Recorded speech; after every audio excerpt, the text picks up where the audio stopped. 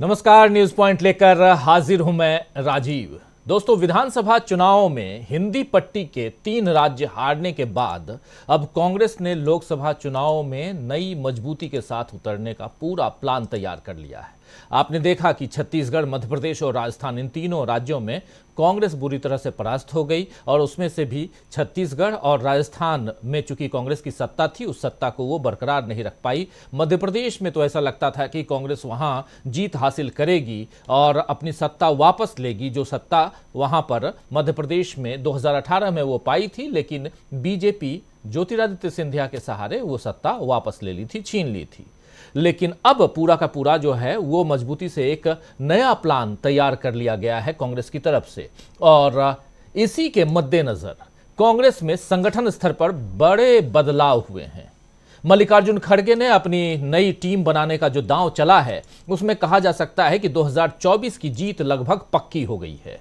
दरअसल कांग्रेस ने केवल संगठन स्तर पर बदलाव ही नहीं किए हैं, बल्कि रिजल्ट न देने वाले नेताओं को चेतावनी भी दे ही दी है और साथ ही गुटबंदी का इलाज भी कर दिया है। जैसे राजस्थान में आपने देखा कि सचिन पायलट और अशोक गहलोत के बीच लंबी जो अनबन चली आ रही थी और उस अनबन के कारण कांग्रेस को काफी नुकसान हुआ था और अब सचिन पायलट को छत्तीसगढ़ का प्रभारी बना दिया गया है, उनको यानी कि वहां से अलग कर दिया गया राजस्थान से।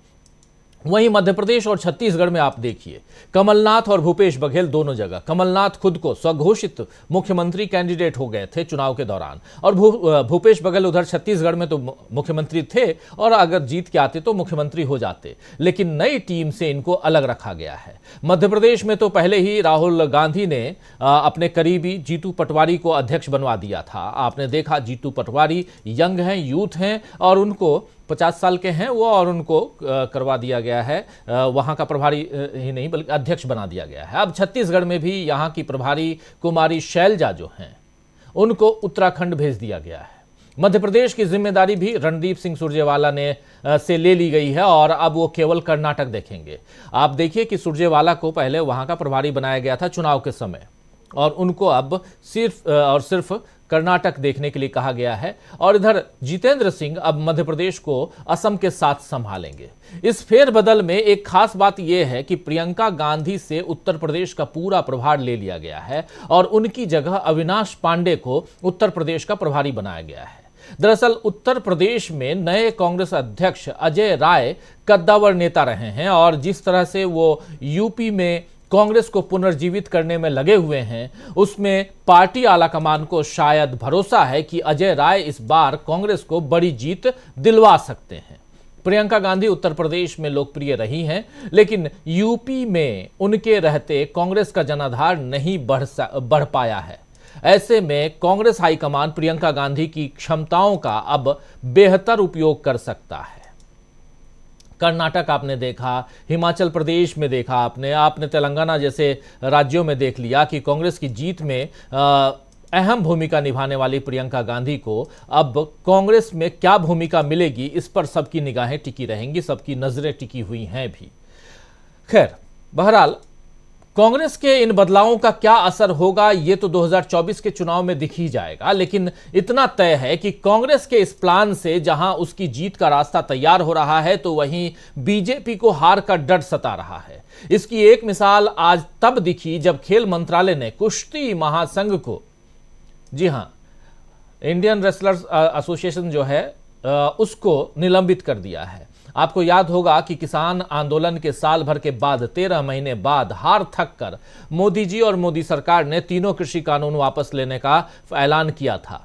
आज का फैसला भी मोदी सरकार की हार को ही दिखा रहा है, क्योंकि कुश्ती महासंघ को फाइनली आज अभी 2 दिन पहले कुश्ती महासंघ का चुनाव होता है और वहाँ दबदबा है, दबदबा बना रहेगा, क्योंकि भगवान ने हमें इसी काबिल बनाया है, ऐसे नारे लगाने वाले जो पूर्व कुश्ती महासंघ के बृजभूषण शरण सिंह थे, उनको और उनकी पूरी टीम को, हालांकि वो इस बार चुनाव में नहीं थे लेकिन टीम तो उनकी ही थी, संजय सिंह उनके ही थे, इन सबको बाहर कर दिया गया है। कुश्ती संघ के चुनाव इसी गुरुवार को हुए थे, आप याद कीजिए, संजय सिंह उसी में अध्यक्ष निर्वाचित हुए थे।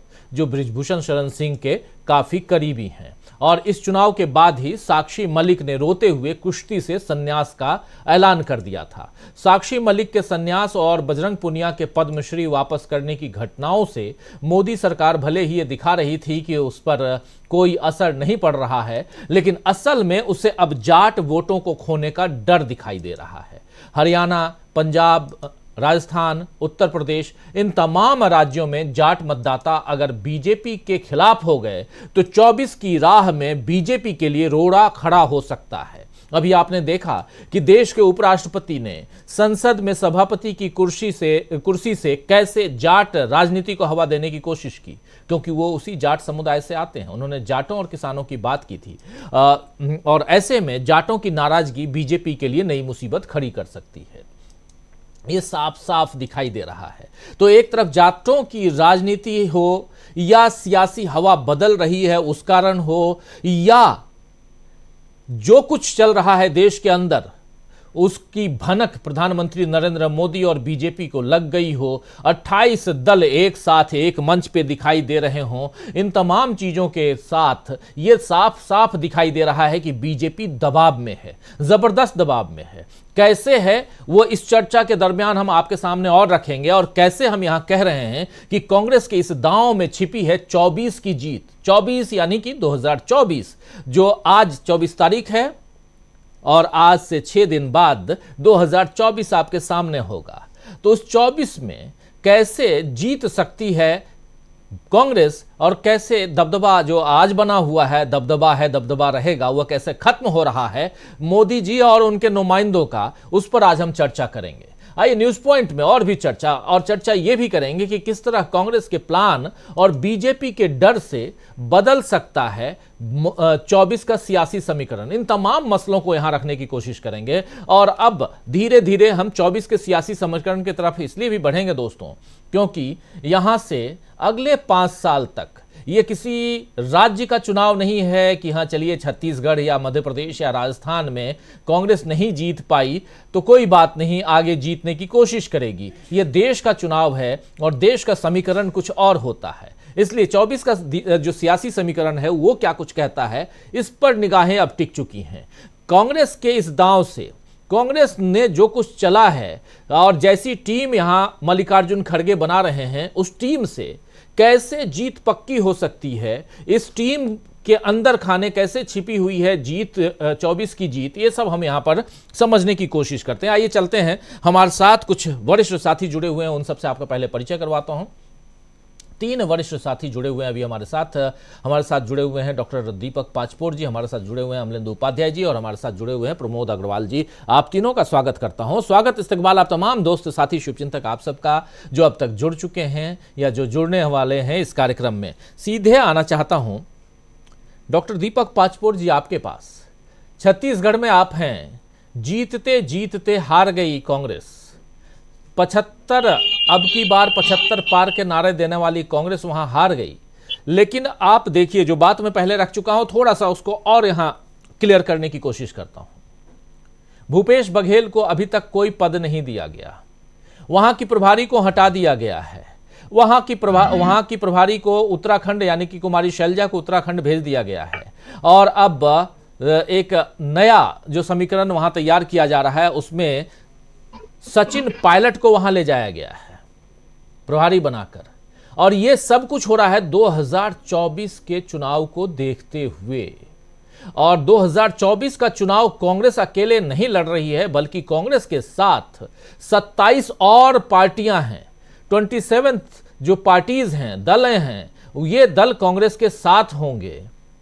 और ऐसे में अगर देखा जाए तो कितना मुश्किल है बीजेपी के लिए ये राह जिस पर नरेंद्र मोदी कहते हैं कि हम तो हैट्रिक बनाने जा रहे हैं और लाल किले पर हम ही अगले साल यानी 2024 में झंडा फहराएंगे। कैसे देखा जाए इसको?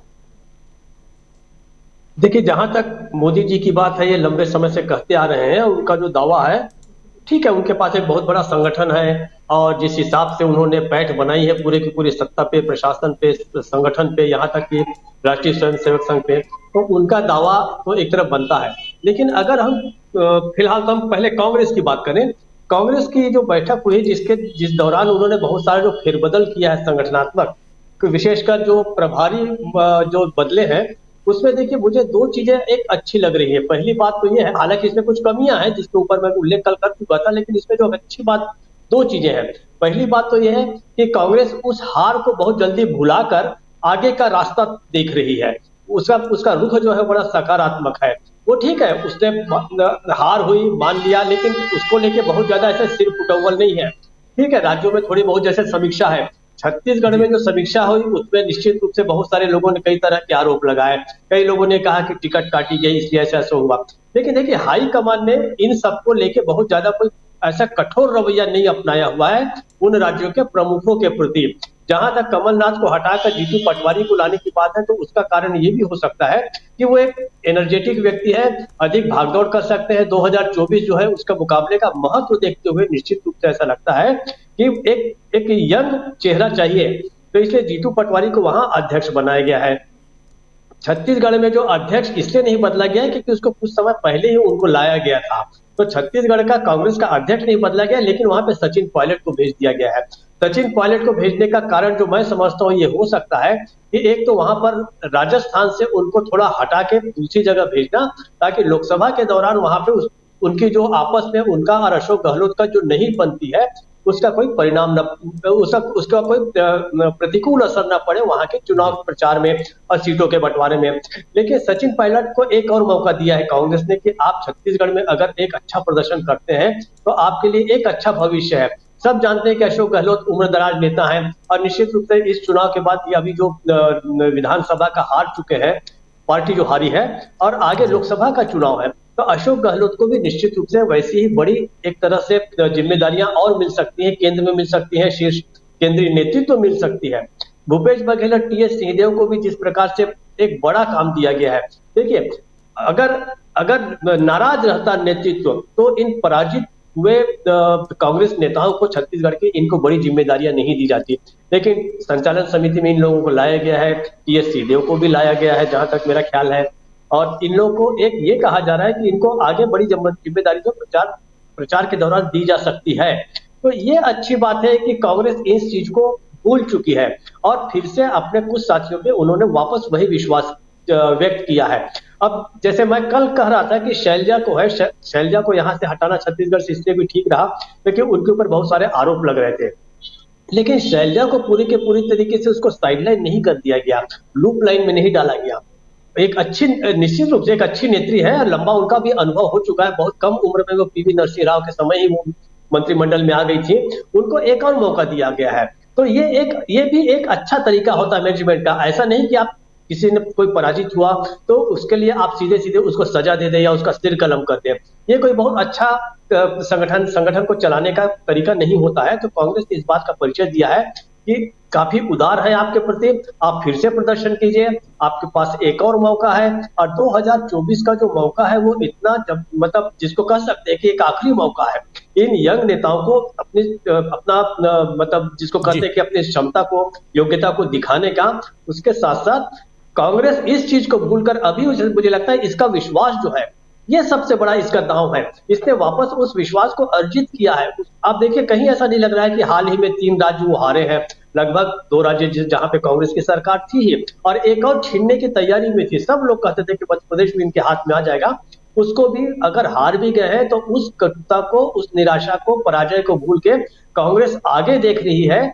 ये मुझे लगता है कि ये सबसे बड़ी उसकी ताकत है कांग्रेस की, और कांग्रेस का इतिहास भी रहा है। कांग्रेस जब जब पराजित हुई है वो नए सिरे से फिर से उठ के खड़ी हो गई। अब मुझे लगता है कि ये वापस एक बार फिर से अपने आप को रीऑर्गेनाइज कर रही है, ये एक अच्छी बात है। राजीव जी। जी बिल्कुल अच्छी बात है। कांग्रेस के पास 2 राज्य थे उस समय और 2 में से 1 राज्य अभी भी हैं, 2 राज्य हार गए।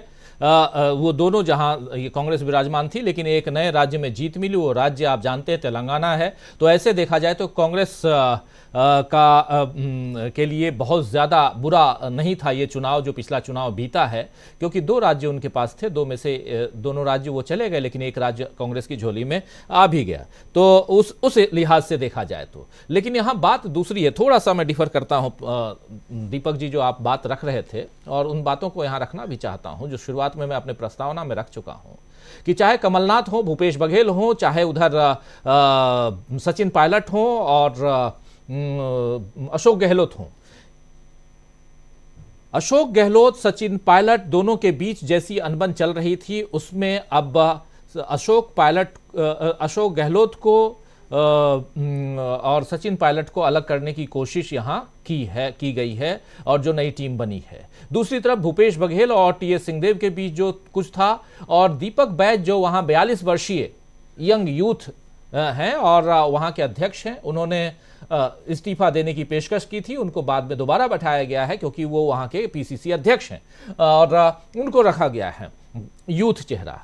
देखिए युवाओं की तरफ कांग्रेस कैसे देख रही है, और जो उदयपुर चिंतन शिविर में जो बातें कांग्रेस की तरफ से हुई थी कि युवा चेहरा को यहां ज्यादा से ज्यादा मौका दिया जाए, वो साफ दिखाई दे रहा है, उसकी झलक दिखाई दे रही है। अभी कांग्रेस पार्टी यहां आप देख लीजिए, चाहे राजस्थान हो, राजस्थान में डोटासरा हैं कांग्रेस के अध्यक्ष और ठीक ठाक काम कर रहे हैं, उनको नहीं छेड़ा गया है। जीतू पटवारी नए हैं, यूथ हैं और एक नया चेहरा राहुल गांधी का विश्वसनीय, उनको लाया गया है। कमलनाथ का अपना दबदबा था, उससे बाहर निकलने की कोशिश की गई है, तो कमलनाथ को किनारे किया गया। भूपेश बघेल को वहां के जो सांगठनिक तौर पे जो प्रभार होना चाहिए था, कोई कमेटी बना दिए और उसमें कुछ जगह दे दिए, वो मायने नहीं रखता। मायने ये रखता है कि सांगठनिक जो इंटरनल जो स्ट्रक्चर है आपका, और वो भी मल्लिकार्जुन खड़गे का उस स्ट्रक्चर में आप कहां फिट किए गए हैं, ये बहुत मायने रखता है। और उसमें न ही भूपेश बघेल हैं और न ही अशोक गहलोत हैं, ये दोनों मुख्यमंत्रियों को, और न ही उसमें कमलनाथ हैं। ये सबसे बड़ी बात है। इन तीनों को इस संगठन से बाहर किया गया, बाहर रखा गया है, यह सबसे बड़ी बात है। हमारे साथ जुड़ गए हैं राहुल लाल जी। राहुल लाल जी, आपका स्वागत करता हूं इस कार्यक्रम में। और हम चर्चा कर रहे हैं कि कांग्रेस की इस दांव में छिपी है 24 की जीत, कि जो कुछ मल्लिकार्जुन खड़गे कर रहे हैं उससे कैसे कांग्रेस की जीत निकल सकती है 24 में। राहुल लाल जी, उसकी तरफ हम जाने की कोशिश कर रहे हैं आज इस चर्चा में। बहुत इंपॉर्टेंट चर्चा है और इसमें यह भी इंपॉर्टेंट है कि देखिए बीजेपी और कांग्रेस किन किन जगहों पे, किन किन राज्यों में आमने सामने है। किन किन राज्यों में कांग्रेस जो है वो अपने जो गठबंधन के जो दूसरे दल हैं, यानी 27 अन्य दलों के साथ आगे बढ़ेगी। जैसे ममता बनर्जी ने खुले तौर पे कह दिया, पहला तो नाम उन्होंने लिया कि मल्लिकार्जुन खड़गे को संगठन के तरफ से, इंडिया अलायंस के तरफ से प्रधानमंत्री पद का नेता बनाया जाए। दूसरी बात ममता बनर्जी ने यह भी कही है कि जहां जहां कांग्रेस और बीजेपी के बीच आमने सामने की लड़ाई होती रही है, उस लड़ाई को उसी हिसाब से रखा जाए, मतलब वहां फिर तीसरे दल को नहीं लाया जाए, मतलब संगठन के दल को नहीं लाया जाए, इंडिया अलायंस को न लाया जाए, दोनों आमने सामने लड़ें। और यह भी देखना होगा कि कितनी ऐसी सीटें हैं जहां आमने सामने की लड़ाई होती है, कितनी ऐसी सीटें हैं जहां इंडिया गठबंधन सामने चुनौती देता हुआ पेश होगा, एनडीए या बीजेपी के सामने होगा। इन तमाम मसलों को अगर देखते हैं तो कांग्रेस के पास आज की तारीख में अब पाने के लिए बहुत कुछ दिखाई देता है, बहुत कुछ ऐसा है कि कांग्रेस यहां पा सकती है। जरा राहुल लाल जी, आपके पास ही आना चाहता हूं कि किस हिसाब से देखा जाए। दक्षिण में अगर देखिए तो तमिलनाडु है, कर्नाटक है, तेलंगाना है, आंध्र प्रदेश है, ये ऐसे राज्य हैं, केरल है, और ये ऐसे राज्य हैं जहां आप देखिए कि कांग्रेस काफी मजबूत हो चुकी है। तेलंगाना में अब जीत के बाद, आंध्र प्रदेश में अभी इस लोकसभा चुनाव के साथ साथ चुनाव होना है, उस हिसाब से भी। तो सबसे पहले जरा इधर के चीजों को देखें, उसके अलावा इधर की चीजों को थोड़ा किनारे रख भी दें तो दूसरी चीज देखिए, उत्तर प्रदेश जहां 80 सीटें, उसके बाद आइए महाराष्ट्र जहां 48 सीट्स, उसके बाद आप आइए वेस्ट बंगाल जहां 42 सीट्स, उसके बाद आप आइए बिहार जहां 40 सीट्स, उसके बाद आइए आप तमिलनाडु, मैं बिल्कुल घटते हुए क्रम में चल रहा हूं, तमिलनाडु जहां 39 सीट्स। ये जो 5 राज्य हैं प्रमुख रूप से अगर देखें तो बहुत इंपॉर्टेंट राज्य हैं। इन 5 राज्यों की ही अगर आप चर्चा कर लीजिए तो आपको दिखाई देगा कि उत्तर प्रदेश में बीजेपी अभी भी एक बड़े दांव के रूप में और अपने आप को सबसे ज्यादा गेनर कि हम सबसे ज्यादा गेन कर सकते हैं, उस रूप में बीजेपी दिखा सकती है। लेकिन क्या उसके बाद सेकंड पोजीशन पे आता है महाराष्ट्र। क्या महाराष्ट्र में बीजेपी को उतनी सीटें आएंगी जितनी सीटें पिछली बार आई थी? क्या बीजेपी को उतनी सीटें, उसके बाद तीसरे नंबर का जो राज्य है वो है वेस्ट बंगाल, पश्चिम बंगाल, क्या वहां उतनी सीटें बीजेपी को आएंगी जितनी सीटें पिछली बार आई थी? उसके बाद आता है राज्य बिहार, क्या बिहार में उतनी सीटें आ रही हैं जितनी सीटें आई थी? तमिलनाडु को भी अभी छोड़ दीजिए, किनारे रखिए। इन चारों राज्यों की अगर तुलना की जाए, इन चारों राज्यों की समीक्षा की जाए, तो फिर 24 की तस्वीर आपको दिखाई दे देगी। जरा उस तस्वीर को सामने रखने की कोशिश कीजिए राहुल लाल जी, शायद आप मेरी बात समझ रहे होंगे। बिल्कुल राजीव जी, देखिए, एक तो मैं दक्षिण के राज्यों को लेकर केवल एक चीज मैं कहूंगा कि कांग्रेस जब भी केंद्र में आई है, मजबूती के साथ अगर बाहर बेदखल हुई है, आई है, जब भी बनी रही है, तो कांग्रेस के सत्ता के लिए दक्षिण का साथ बिल्कुल आवश्यक रहा है। तो वो तो हम लोगों को दिख रहा है कि इस समय दक्षिण में किस तरह से जो है कि कांग्रेस की परचम जो है कि वो लहराते हुए हम लोग देख रहे हैं। लेकिन अब अगर टीम इंडिया के संदर्भ में जिन 4 राज्यों के बारे में बात की है आपने, उसके विषाद को देखना बड़ा आवश्यक है। अब उस वहां पर अगर हम लोग देखते हैं तो 48 लोकसभा की सीटें महाराष्ट्र में हैं। महाराष्ट्र की 48 लोकसभा सीटों में स्थिति क्या है? अगर जो भारतीय जनता पार्टी के चाणक्य कहे जाते हैं, उन्होंने सबसे ज्यादा प्रयोग अगर कहीं किया है राजीव जी, तो तथाकथित चाणक्य महोदय का सबसे ज्यादा प्रयोग महाराष्ट्र में हुआ है। और महाराष्ट्र में स्थितियां क्या रही हैं? महाराष्ट्र में सोचिए, उनके पास वो इतनी हताशा की स्थिति में रहे कि उन्होंने अपने सबसे जो पुराने उनके गठबंधन सहयोगी थे, 2014 का चुनाव उन्होंने उद्धव ठाकरे के साथ मिलकर लड़ा, शिवसेना के साथ 2019 का चुनाव भी उनके साथ मिलकर लड़े। तो वो आंकड़े जो हम लोग पुराने आंकड़े जो भी देख रहे हैं, उसमें एक तरह से शिवसेना परंपरागत सहयोगी उनके साथ थी। आज की स्थिति में क्या है? शिवसेना को उन्होंने तोड़ दिया और एकनाथ शिंदे को लेके आ गए हैं। तो एकनाथ शिंदे, वो जो पूरा प्रकरण हुआ, क्योंकि महाराष्ट्र की जो पूरी स्थिति हम लोग देखते हैं, महाराष्ट्र में मराठी मानुष की स्थिति बड़ी मजबूत होती है। और वहां पे जिस तरह से मराठी अस्मिता के ऊपर भारतीय जनता पार्टी ने चोट पहुंचाई, उद्धव ठाकरे की पूरे पार्टी का एक तरह से उनको सोचिए ना तो सिंबल मिल पाया, न तमाम तरह की चीजें हुई। बीजेपी के लोगों को लगा कि हम उन्हें सड़क पर लाके खड़ा कर देंगे, लेकिन स्थिति क्या हुई? उद्धव ठाकरे काफी बड़े पॉपुलर नेता के रूप में उभर के आ गए। यही कारण है, सोच के देखिए कि अभी तक वहां के राहुल नावरेकर हमारे हमनामी है राजीव जी, वहां के विधानसभा अध्यक्ष। सुप्रीम कोर्ट उनको बार बार जो है कि उनको कहता रह गया उनको क्या अयोग्यता के मामले पर सुनवाई कीजिए, उन्होंने अब तक तो सुनवाई नहीं किया। अब उनको 10 जनवरी का डेडलाइन दिया गया है, वो तो देखेंगे कि 10 जनवरी को क्या होगा। लेकिन आप उनसे भी देखिए, एकनाथ शिंदे से काम नहीं चला इनका। इनको पता था कि जो समीकरण है, एकनाथ शिंदे के साथ कोई जनता नहीं है, भारतीय जनता पार्टी एक तरह से अकेले ही खड़ी थी वहां पे। फिर इन्होंने सीधे सीधे जो है कि शरद पवार की पार्टी को भी तोड़ दिया, उसको भी तोड़ने का प्रयास किया और अजित पवार को लेके आ गए। और वो भी तब लेके आए जब भोपाल में अजित पवार के ऊपर इन्होंने जोरदार हमला किया था भ्रष्टाचार के मामले को लेकर, जो कि भारतीय जनता पार्टी के लिए सबसे बड़ा चीज है कि वो भ्रष्टाचार के मामले पर हमला करती है और हमले के कुछ घंटे बाद अजित पवार को शामिल कर लिया जाता है और उनको एक तरह से राज्य का वित्त मंत्री भी बना दिया जाता है।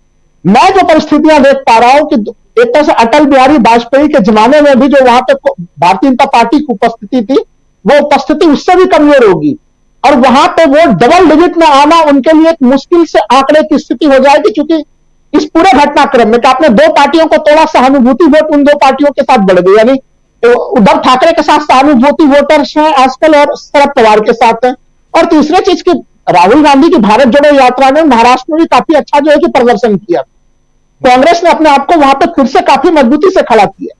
तो महाराष्ट्र में वो आंकड़े बिल्कुल बदलते और बिगड़ते हुए दिख रहे हैं बीजेपी के लिए। यही कारण है कि बीजेपी सोचिए कि देवेंद्र फडणवीस की स्थिति क्या बन गई राजीव जी। कहा पहले वो मुख्यमंत्री होते थे, डिमोशन होकर उप मुख्यमंत्री बन गए और बाद में फिर अजित पवार को लाया गया तो उनसे सोचिए कि वित्त मंत्रालय भी छीन लिया गया। तो बीजेपी के भीतर जितने सारे लोग अभी वहां पे लगे हुए थे ड्रेस बना के, चंदन टीका लगा के, जो मंत्री पद का शपथ लेने के लिए लोग तैयार थे, उनको तो वो भी चीज नहीं मिला। तो भारतीय जनता पार्टी के साथ एक तो यह है कि वो अकेले भी है वहां पे 2 टूटे टूटे अंगों को लेके, और भारतीय जनता पार्टी के महाराष्ट्र में एक तरह से भीतराघात की भी स्थिति बनेगी। ये मैं महाराष्ट्र की तस्वीर खुलेआम देख पा रहा हूं। देखिए बिहार की तस्वीर तो बड़ी स्पष्ट सी तस्वीर रही है राजीव जी की वहां पे 3 शक्तियां हैं। एक तरह से सीधे सीधे हम लोग देखते हैं कि एक भारतीय जनता पार्टी, आरजेडी और जदयू। वो तराजू का ऐसा पलड़ा है कि जदयू जिसके साथ चला जाता है उसी का तराजू का पलड़ा भारी हो जाता है। ये हम लोगों ने पिछले तमाम चुनावों में हम लोगों ने देखा है। और नीतीश कुमार का जो गठबंधन इसमें आरजेडी के साथ है, आप देखिए कि जिस समय से वो आरजेडी के साथ सरकार में बना रहे हैं, उनके चेहरे की खुशियां देखिए आप। भारतीय जनता पार्टी के शासन के बीच में वो केमिस्ट्री जो है उनकी बनी हुई नहीं थी, तो वो आज के समय में काफी उन्मुख महसूस कर रहे हैं। वहां पे पिछले बार 2019 के लोकसभा सीट में केवल कांग्रेस को एक सीट आ पाई जी। यानी विपक्ष का बिहार में पूरी तरह से सुपड़ा साथ था 2019 के लोकसभा चुनाव में। ये स्थितियां बिहार में बिल्कुल बदलने के लिए जा रही है। वहां पे बिहार में जो झटका लगेगा उसकी भरपाई वो कहां से करेंगे? महाराष्ट्र में तो उन्हें झटका लग ही रहा है, बिहार में भी उन्हें झटका लगे। अब आ जाइए आप पश्चिम बंगाल। पश्चिम बंगाल को तो मैं कहूंगा कि देखिए वहां पे 18 लोकसभा सीटें लेके वो आए थे, तमाम तरह से उन्होंने नए नए पूरे प्रयोग किए थे, लेकिन जिस तरह से उन्होंने बंगाली अस्मिता के ऊपर चोट किया वहां पे, आप सोच के देखिए कि जो संसद में जो तमाम प्रकरण हुआ, अब तो करीब 150 से लगभग उन्होंने 146 सांसद उन्होंने निलंबित कर दिए, लेकिन महुआ मोइत्रा का जो पूरा प्रकरण था उसमें देश भर की महिलाएं आहत हो गई। तो आप सोच के देखिए कि भारतीय जनता पार्टी के समर्थक महिलाएं अगर आहत हो गई थी तो बंगाल में उसका क्या असर रहा होगा? ऐसे स्थिति में बीजेपी क्या उन 18 सीटों को वापस ले आ पाएगी? और हम लोगों ने विधानसभा चुनाव में देखा था कि अगर इन 18 सीटों को विधानसभा चुनाव में हम लोग ट्रांसलेट करते हैं तो राजीव जी वो कम से कम बीजेपी को गणित दिख रहा था कि 125 सीट्स वो पश्चिम बंगाल में जीतते हुए नजर आ रही थी, लेकिन पश्चिम बंगाल में वो 77 पे जाके चुनाव में सिमट गए थे। जबकि हमें लग रहा है कि भारतीय जनता पार्टी ने सबसे आक्रामक चुनाव प्रचार कहीं पे किया था, चुनाव में कहीं ताकत और शक्तियां झोंकी थी तो पश्चिम बंगाल था। वो वहां पे पूरे ताकत को ममता बनर्जी ने बिल्कुल इनको चक्काचूर कर दिया था। तो एक ये पोजीशन हम लोगों को जो है कि पश्चिम बंगाल का नजर आता है। मैं तो कहूंगा कि आप बगल का ही बिहार का पड़ोसी राज्य जो झारखंड है उसके स्थितियों को भी देखिए। आखिर क्या स्थितियां हैं कि हेमंत सोरेन के ऊपर भी ईडी लगातार जो है कि उनके ऊपर दबाव डाल रही है, लगातार उनको नोटिस जारी किए जा रहे हैं। तो सबके वहां पे भी स्थिति है, सबके ऊपर है। अभी तेजस्वी यादव को भी बुलाया गया है, इस पे आएंगे, चर्चा करेंगे। हमारे साथ जुड़ गए हैं प्रशांत टंडन जी भी जुड़ गए हैं हमारे साथ। जरा इस गणित को, और प्रशांत जी खासकर जो 4 राज्य हैं अभी उधर 39 सीटों वाले तमिलनाडु की ओर नहीं जाते हैं। तमिलनाडु में एक सिक्योर्ड है कि, और दक्षिण ऐसे भी सिक्योर्ड दिखाई दे रहा है, खासकर कांग्रेस के लिए, कांग्रेस के लिहाज से और कांग्रेस के गठबंधन के लिहाज से या इंडिया अलायंस के लिहाज से। लेकिन जो 4 महत्वपूर्ण राज्य हैं जिसमें उत्तर प्रदेश है, वेस्ट बंगाल है, उत्तर प्रदेश की 80 सीटें, महाराष्ट्र की 48 सीटें, वेस्ट बंगाल की 42 सीटें और बिहार की 40 सीटें, और ये चारों राज्य मिलकर 210 सीटें होती हैं। 210 सीटों में से देखिए तो अभी मैं वही कि उत्तर प्रदेश में 62 सीटें, 62 सीट्स आई थी बीजेपी को 2019 में। महाराष्ट्र में बीजेपी और शिवसेना साथ में लड़े, बीजेपी को 23 सीटें 23 सीट्स आई थी, शिवसेना को 18 सीटें आई थी, कांग्रेस को 1, और उत्तर प्रदेश में भी कांग्रेस को 1 सीट आई थी, सोनिया गांधी जीती थी। फिर आप आइए वेस्ट बंगाल जहां 42 सीटें, वेस्ट बंगाल की में बीजेपी को 18 सीटें आई थी, टीएमसी को 22 सीटें आई थी, कांग्रेस को 1 सीट।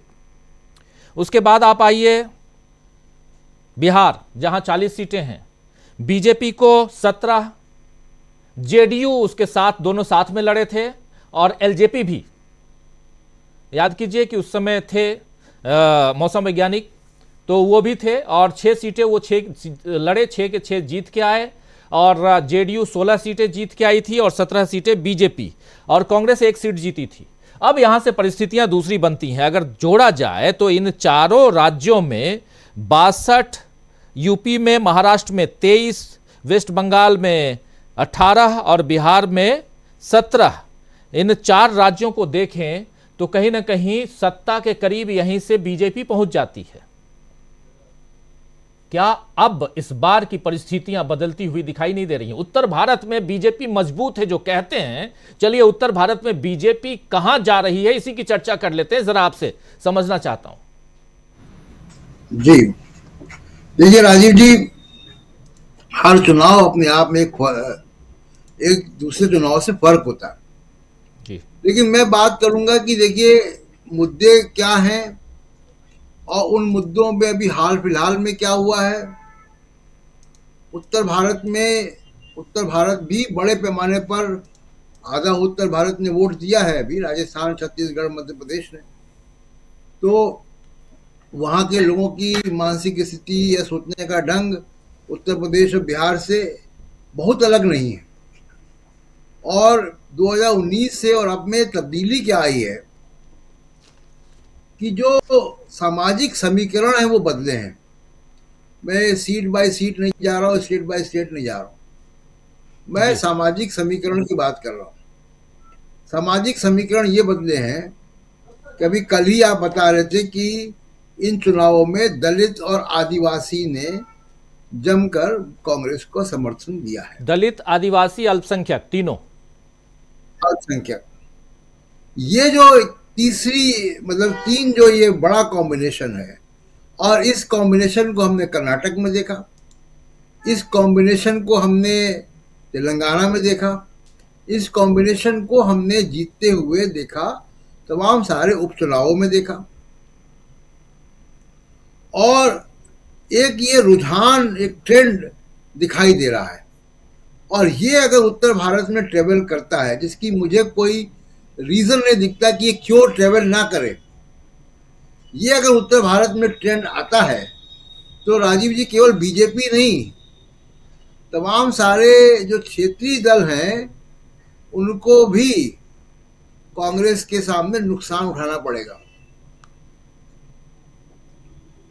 कांग्रेस 2024 में बहुत नए क्षेत्रों में, नए सामाजिक समीकरणों में, नए भूगोल में आपको स्ट्रांग होती हुई नजर,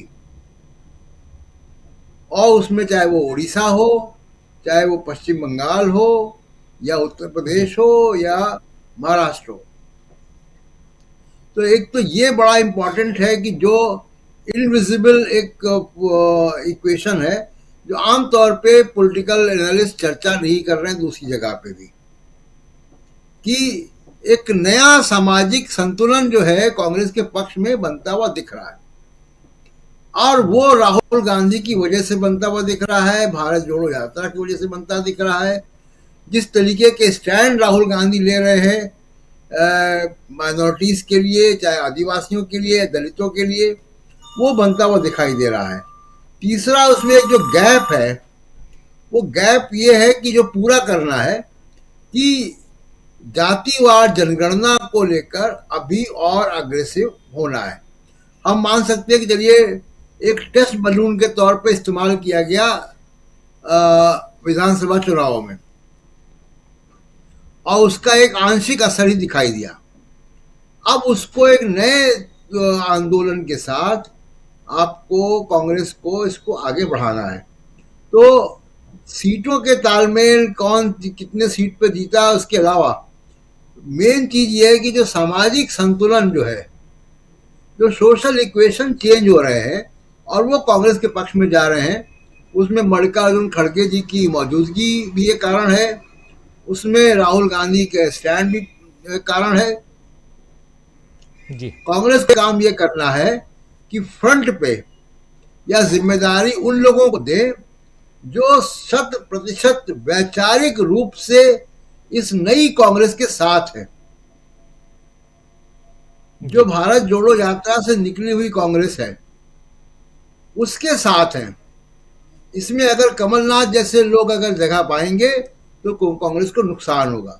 तो वैचारिक रूप से बहुत स्ट्रांग, कमिटेड जो है वो नेता लगाए जाएं। देखिए स्ट्रेटजी वगैरह बाजार में तमाम कंसल्टेंट घूम रहे हैं, इसकी कोई कमी नहीं है जी, इसको मैं बहुत अहमियत नहीं देता हूँ। अहमियत किस बात की है? वैचारिक कमिटमेंट की। वैचारिक कमिटमेंट अगर बड़े नेताओं का होता है तो चीजें आगे हो जाती हैं।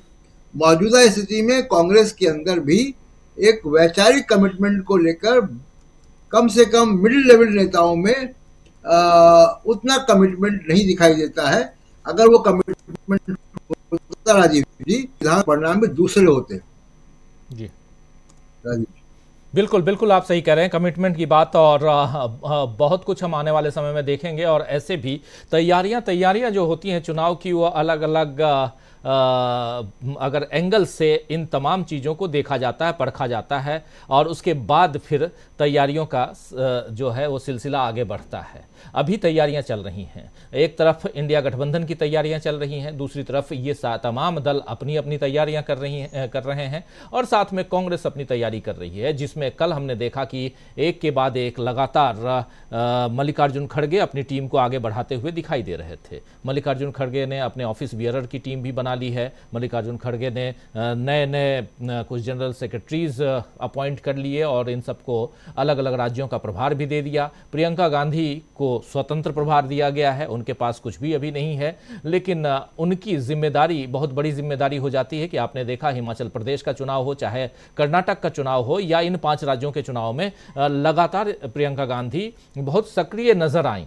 शायद इसके लिए रखा गया हो कि 2024 का चुनाव बहुत इंपॉर्टेंट है और तमाम राज्यों में उनको उनकी सक्रियता यहाँ उसकी ज़रूरत पड़ेगी, ये भी हो सकता है। तो बहुत अलग अलग पहलू हैं जिस पर हम चर्चा कर रहे हैं। चर्चा ये कर रहे हैं कि ये जो कांग्रेस जो दांव चल रही है, इस दांव के अंदर ही छिपी है क्या 2024 की जीत, और क्या इसी राह से 24 में कैसे जीतेगी कांग्रेस या कैसे जीतेगा इंडिया, कैसे पटखनी देगा। अभी ईवीएम को लेकर हम चर्चा नहीं कर रहे हैं, हम जरा एक वास्तविक चर्चा कर रहे हैं, क्योंकि ईवीएम की चर्चा जैसे हम लाते हैं तो तमाम वास्तविक चर्चाएं जो हैं वो किनारे हो जाती हैं, क्योंकि ईवीएम एक ऐसा ब्रह्मास्त्र है जिसको आप सामने रख के चल के फिर उन तमाम चीज़ों को ध्वस्त कर देते हैं जो तथ्यों पर आधारित होते हैं। और हम बात तथ्यों की कर रहे हैं कि कैसे यहाँ बीजेपी को पटखनी दे सकता है इंडिया अलायंस।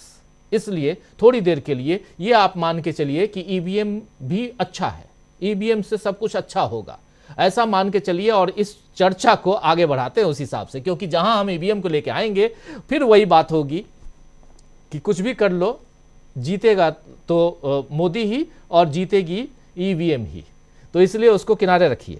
अभी चर्चा हम करते हैं कि ये जो 4-5 राज्य हैं जिसमें उत्तर प्रदेश, वेस्ट बंगाल, महाराष्ट्र, एक उत्तर प्रदेश को छोड़ दें, और उत्तर प्रदेश में जैसे अभी काम कांग्रेस कर रही है, समाजवादी पार्टी है, कल को हो सकता है कि मायावती जी भी आ जाएं साथ में, तो फिर उत्तर प्रदेश की तस्वीर बदल सकती है। महाराष्ट्र की 48 सीटों में जो पिछली बार 23 सीटें बीजेपी के पास थीं, क्या इस बार 23 सीटें 23 सीट्स बीजेपी लेके आ पाएगी, एक बड़ा सवाल है। बिहार की जो 17 सीटें बीजेपी के पास थीं, क्या उन 17 सीटों को रिपीट कर पाएगी, ये एक बड़ा सवाल है। ऐसे ही सवाल है कि 18 सीटें जो जीतकर वेस्ट बंगाल से बीजेपी आई थी, वो 18 सीटें इस बार बीजेपी के पास रहेंगी, एक बड़ा सवाल है। और इन तमाम, अभी उत्तर प्रदेश को भी किनारे रख के इन 3 राज्यों की ही समीक्षा करें और तो देखें, ब्लाइंडली कोई भी बोलेगा कि 50% सीटें कम हो रही हैं बीजेपी की। जब 50% सीटें यही कम हो रही हैं तो जोड़ लीजिए कितनी सीटें कम हो गई।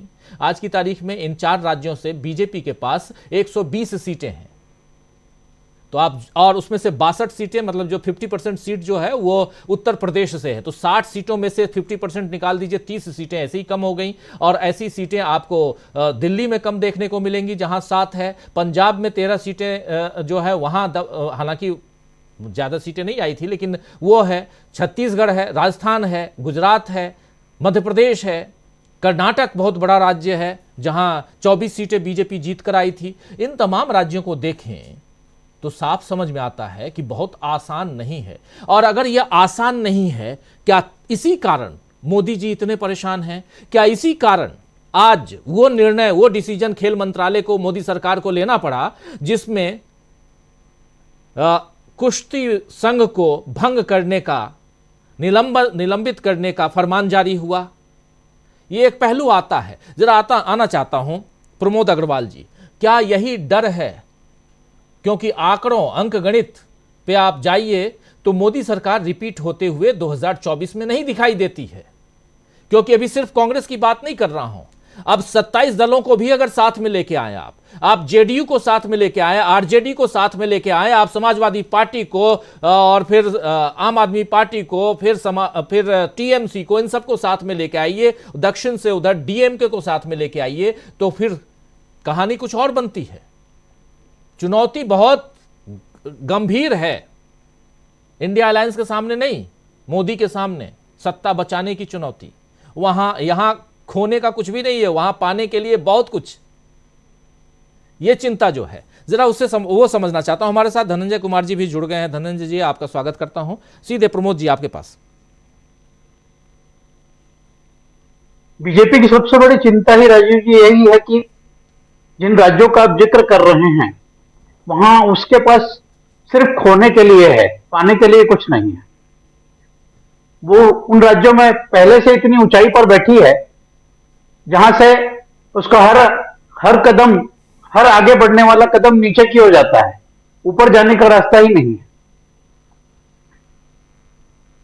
जिन राज्यों में आप बात कर रहे हैं उनमें पिछले लोकसभा के जितने भी अलायंस थे बीजेपी के पास, वो सारे छोड़ चुके हैं।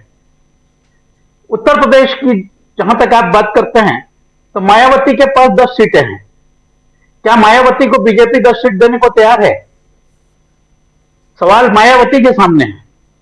उनको मजबूरी यह है कि अगर वो 10 सीटें नहीं मिलती हैं तो वो 10 सीटें उनको मिली थी सपा के गठबंधन से, और अगर उनका सपा से फिर से गठबंधन नहीं होता है तो विधानसभा में जिस तरह की एक सीट आई थी उनकी, उसी तरह की हो सकता है कि वो इस बार लोकसभा में पहुंच ही ना पाए।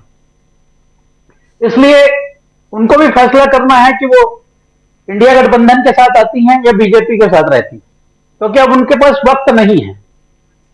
वहां स्थिति अगर वो इंडिया के साथ नहीं आती हैं तो ये मान के चलना चाहिए कि बीएसपी नाम की एक पार्टी हुआ करती थी, यह 24 के बाद का जुमला होगा। फिर महाराष्ट्र की जहां तक बात करें, मैंने देखा अपने जीवन में बीजेपी के गठन से लेकर अब तक शिवसेना और अकाली दल 2 ऐसे अलायंस थे जिनको उसने धोखा नहीं दिया था।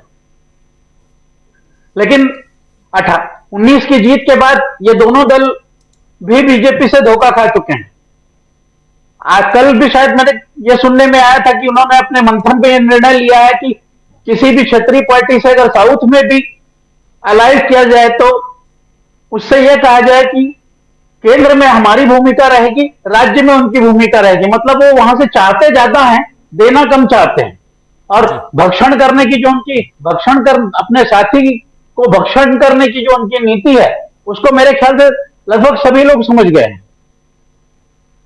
अब सवाल यह उठता है कि सीटें बचाने की कवायद क्यों हो रही है? तो सीटें बचाने की कवायद इस तरह से हो रही है कि रोज मुंह की खा रहे हैं। चाहे निखिल गुप्ता का मामला हो तो अरिंदम बागची को सामने ला देते हैं, वो बयान देते हैं कि हम जांच कर रहे हैं, हम कर रहे हैं, ये कर रहे हैं, वो सरकार फिर सामने नहीं आती। आज पीयूष गोयल जी ने भी एक भाषण दिया है कि महंगाई को हमने पहले से भांप लिया था, इसलिए हम उसको नियंत्रित करने के लिए प्याज, दाल, गेहूं, सस्ता चावल वगैरह बाजार में उतार दिए थे। इसका मतलब यह है सरकार मान रही है कि महंगाई है, लेकिन उसको कह दूसरे ढंग से रही है। अब आता हूं मुख्य बात पर। आपको बता दूं कि आरबीआई गवर्नर ने कल ही कहा है कि महंगाई इतनी बढ़ गई है, खाद्य पदार्थों के दाम इतने महंगे हो गए हैं कि महंगाई दर को कंट्रोल करना अब आने वाले समय में मुश्किल हो जाएगा। इसके बाद पीयूष गोयल जी का ये बयान आया है। तो आरबीआई का गवर्नर अगर ये कह रहा है तो सरकार को तो चेतना ही होगा। और उधर मैं वही कह रहा हूं, आप इतना कर्ज ले चुके हैं कि आने वाले समय में आपके देश के लिए ये परेशानी हो जाएगी। ये मुंह की खा रहे हैं। दो बहुत इंपॉर्टेंट पहलू हैं, और इन दोनों पहलुओं के साथ साथ अगर तीसरा पहलू उसमें रोजगार का जोड़ दिया जाए तो फिर आप तो देखिए क्या है, संसद में कूदने वालों ने दिखा दिया है कि रोजगार मसला है जिसको आगे लेकर के अगर विपक्ष जाता है तो 2024 के चुनाव में बीजेपी के लिए बहुत मुश्किलें खड़ी हो सकती हैं। निश्चित रूप से ऐसा ही हो रहा है, निश्चित रूप से ऐसा ही हो रहा है। कांग्रेस ने चुनाव में हारने के बाद अपनी हताशा को जितनी जल्दी भुलाया है और जितनी मजबूती के साथ वो सामने आई है, उससे बीजेपी में खलबली मची हुई है। क्योंकि जिस ढंग से जीतने के बाद बीजेपी ने अपना रौद्र रूप धारण किया था, वो रौद्र रूप 15 दिन में ही शांत हो गया है। उनके राज्यों में रोज नई खटपट अभी से शुरू हो गई है। मंत्री नहीं बन पा रहे हैं, पुराने लोग जिनका प्रतिनिधित्व ज्यादा है वो बाहर हो रहे हैं। इस तरह की स्थितियां अभी से बनने लग गई हैं।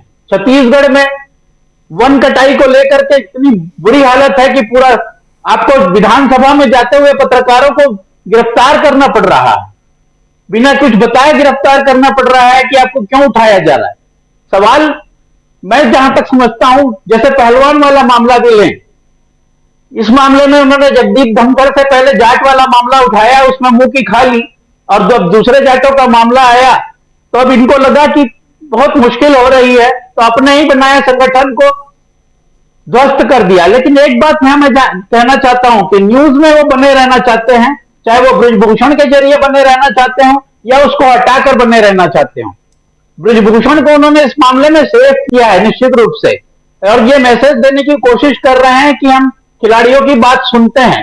खिलाड़ियों को, इस देश के खेल प्रेमियों को ध्यान रखना चाहिए कि आप अगर इतनी बेइज्जती करने के बाद भी अपने सांसद को बचाने के लिए एक संजय सिंह नाम का आदमी पैदा करते हैं और उसको पहले कुर्सी पर बैठा के फिर दूसरे दिन हटा देते हैं, तो इसका मतलब यह है कि एक सोची समझी रणनीति के तहत किया जा रहा है ताकि खिलाड़ियों को संतुष्ट किया जा सके, खिलाड़ियों को यह बताया जा सके कि हम आपके साथ हैं।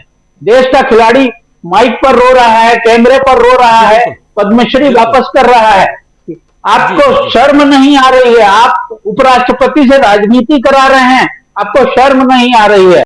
ये सारा कारण वही डर है राजीव जी जो आप देख रहे हैं कि इन जो 5 बड़े राज्य हैं वहां की स्थिति सुधर नहीं रही है। प्रमोद जी जरा चलते हैं इधर, महाराष्ट्र चलते हैं। सेकेंड लार्जेस्ट स्टेट है महाराष्ट्र, उत्तर प्रदेश के बाद, और महाराष्ट्र से जुड़े हुए हैं हमारे साथी धनंजय कुमार जी। 48 सीटें धनंजय जी पिछली बार जो महाराष्ट्र की 48 लोकसभा की सीटें हैं और उसमें से 23 सीटें जीत करके आई थी बीजेपी, और अब देखिए कि बीजेपी सरकार पे काबिज है किसी भी ढंग से, वो तो बनाना है, ऑपरेशन लोटस करके बना ली सरकार, शिंदे को मुख्यमंत्री बना लिया, शिवसेना को 2 फाड़ कर दिया, एनसीपी में 2 फाड़ है, और उसके बाद अब आज की तारीख में इतनी हिम्मत नहीं हो रही है कि वहाँ इलेक्शन करवाए म्युनिसिपल कॉरपोरेशन का। और उसके अलावा तीसरी सबसे बड़ी बात कि अगर इलेक्शन होता है 2024 का इलेक्शन जो होगा, उस इलेक्शन में क्या एनसीपी और शिवसेना को में 2 फाड़ करने वाली बीजेपी के पास अब 23 सीटें आती हुई दिखाई देती हैं? जरा ईमानदारी से बताइए। राजीव भाई, 23 उनको मिली थी, 18 शिवसेना को मिली थी। जी बिल्कुल। लेकिन जो ऑपरेशन लोटस आपने कहा, तो मैं उस पर यह कहूं कि लोटा लेके चले गए, गंगा जल इधर छोड़ दिए, खाली लोटा लेके चले गए, गंगा जल इधर ही रह गया।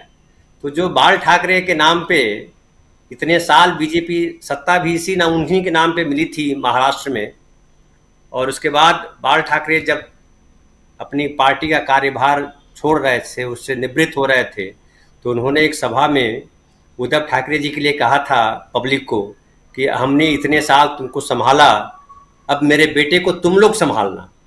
ये बहुत इमोशनल बात है। और आप ये जान लीजिए कि शिवसेना का गठन ही भावनात्मक मुद्दों पे हुआ था।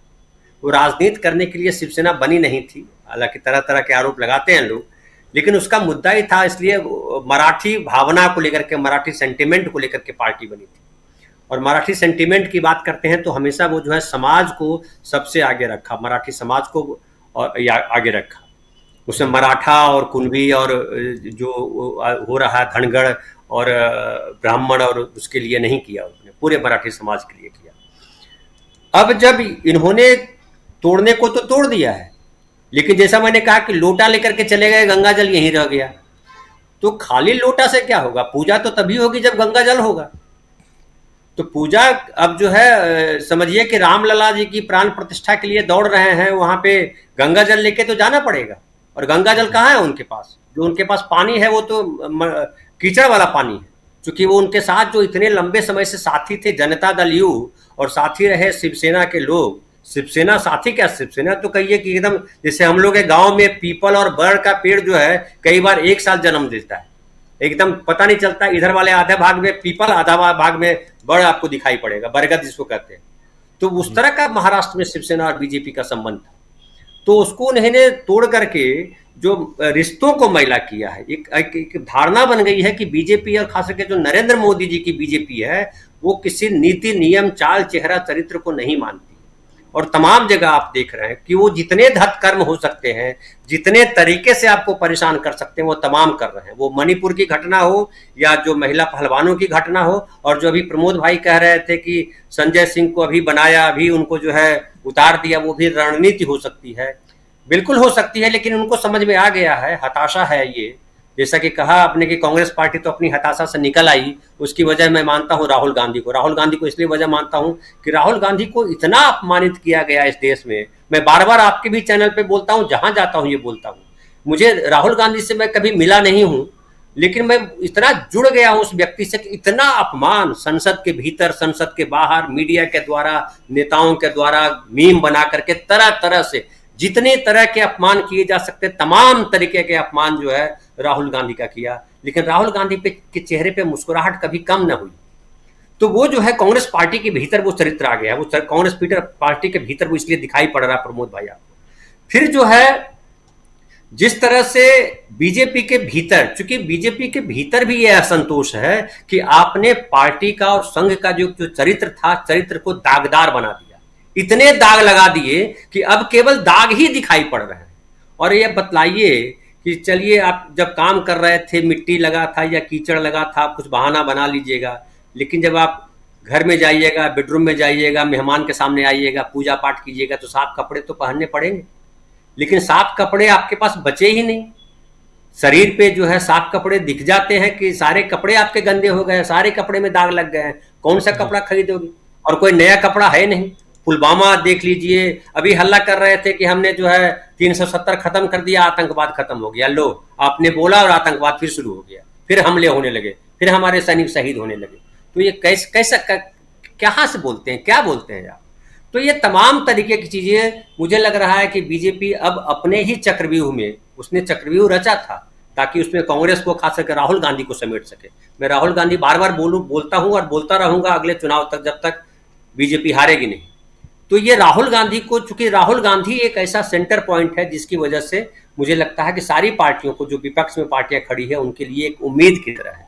क्योंकि राहुल गांधी युवा है और राहुल गांधी ने जितनी बातें कही थी राजीव भाई, वो कोरोना काल में हो, उसके जब नोटबंदी की गई थी तब की बात हो, सारी बातें आज सच हो रही। और जाट नेता हो, जाट आज हमने एक कार्यक्रम किया, उसमें हम उस पर किया था कार्यक्रम, जो वहां से जो खाप पंचायतों से जो उभर के आ रहा है स्वर, वो बीजेपी के लिए अच्छा स्वर नहीं है। नूह में जो आपने देखा, नूह में दंगा कराने की तमाम कोशिशें हुई, लेकिन नूह में किसान और किसान संगठन जिस तरह से खड़े हुए, दंगा होने नहीं दिया। कोई छोटी मोटी बात नहीं है। और एक और बात बतला दूं, उत्तर प्रदेश में सबसे ज्यादा इनके साथ प्रॉब्लम यह हो गई है कि इनकी लड़ाई जो है आदित्यनाथ जी से शुरू हो गई है। योगी आदित्यनाथ जी से लड़ाई चल रही है, और वो इसलिए चल रही है कि योगी आदित्यनाथ भी इनको पसंद नहीं है। और योगी आदित्यनाथ के दम पर जो है इनको लग रहा था कि हम जो है योगी आदित्यनाथ को किनारे करेंगे, तरह तरह से उसमें ब्रजभूषण थे, उसमें टेनी आप देखिए कि उन पे इतना आरोप है, लेकिन उनको नहीं हटाया। तो मोदी वर्सेज जो है आदित्यनाथ भी है, और मुझे लगता है कि इस बार इनको मुश्किल आएगी। और कांग्रेस के इस दांव में छिपी है 24 की जीत, संभावना तो बनती है। बाकी देखिए क्या ईवीएम करता है या क्या कोई चमत्कार करते हैं, ये तो कुछ भी कर सकते हैं। 22 जनवरी का पहले इंतजार कर लीजिए। 22 जनवरी लग रहा है इनको कि 22 जनवरी एक ऐसा समय आएगा जो हिंदुस्तान में कभी आया नहीं, ऐसा पब्लिक मान लेगी। लेकिन पब्लिक के अंदर भी भरोसा डगमगा गया है इनको लेकर के। और अब ज़्यादातर वही लोग हैं जिनको पढ़ाई लिखाई से कोई मतलब नहीं है, न्यूज़ से कोई मतलब नहीं है, शरीफ आदमी से मतलब नहीं है, भविष्य की चिंता नहीं है। अब ज़्यादातर इनके साथ वही लोग हैं। जी राजीव भाई। जी बिल्कुल, ऐसे लोग जिनको भविष्य की चिंता ना हो, जो 7.5 8 घंटे तक मोबाइल पर चिपके रहें, जो इंस्टाग्राम और फेसबुक पे चिपके रहें, और उनको रोज़गार उनके पास है कि नहीं है, लेकिन फिर भी उनसे अगर पूछिए कि पेट्रोल की कीमत इतनी बढ़ गई, तो कहते हैं 100 नहीं 200 रुपये भी हो जाए, 2000 रुपये भी हो जाए तो पेट्रोल हम भराएंगे और वोट उन्हीं को देंगे। तो ऐसी एक जमात तैयार है। उस जमात से इतर भी इस देश में हैं जो 40% लोग हैं जो विपक्ष के साथ है।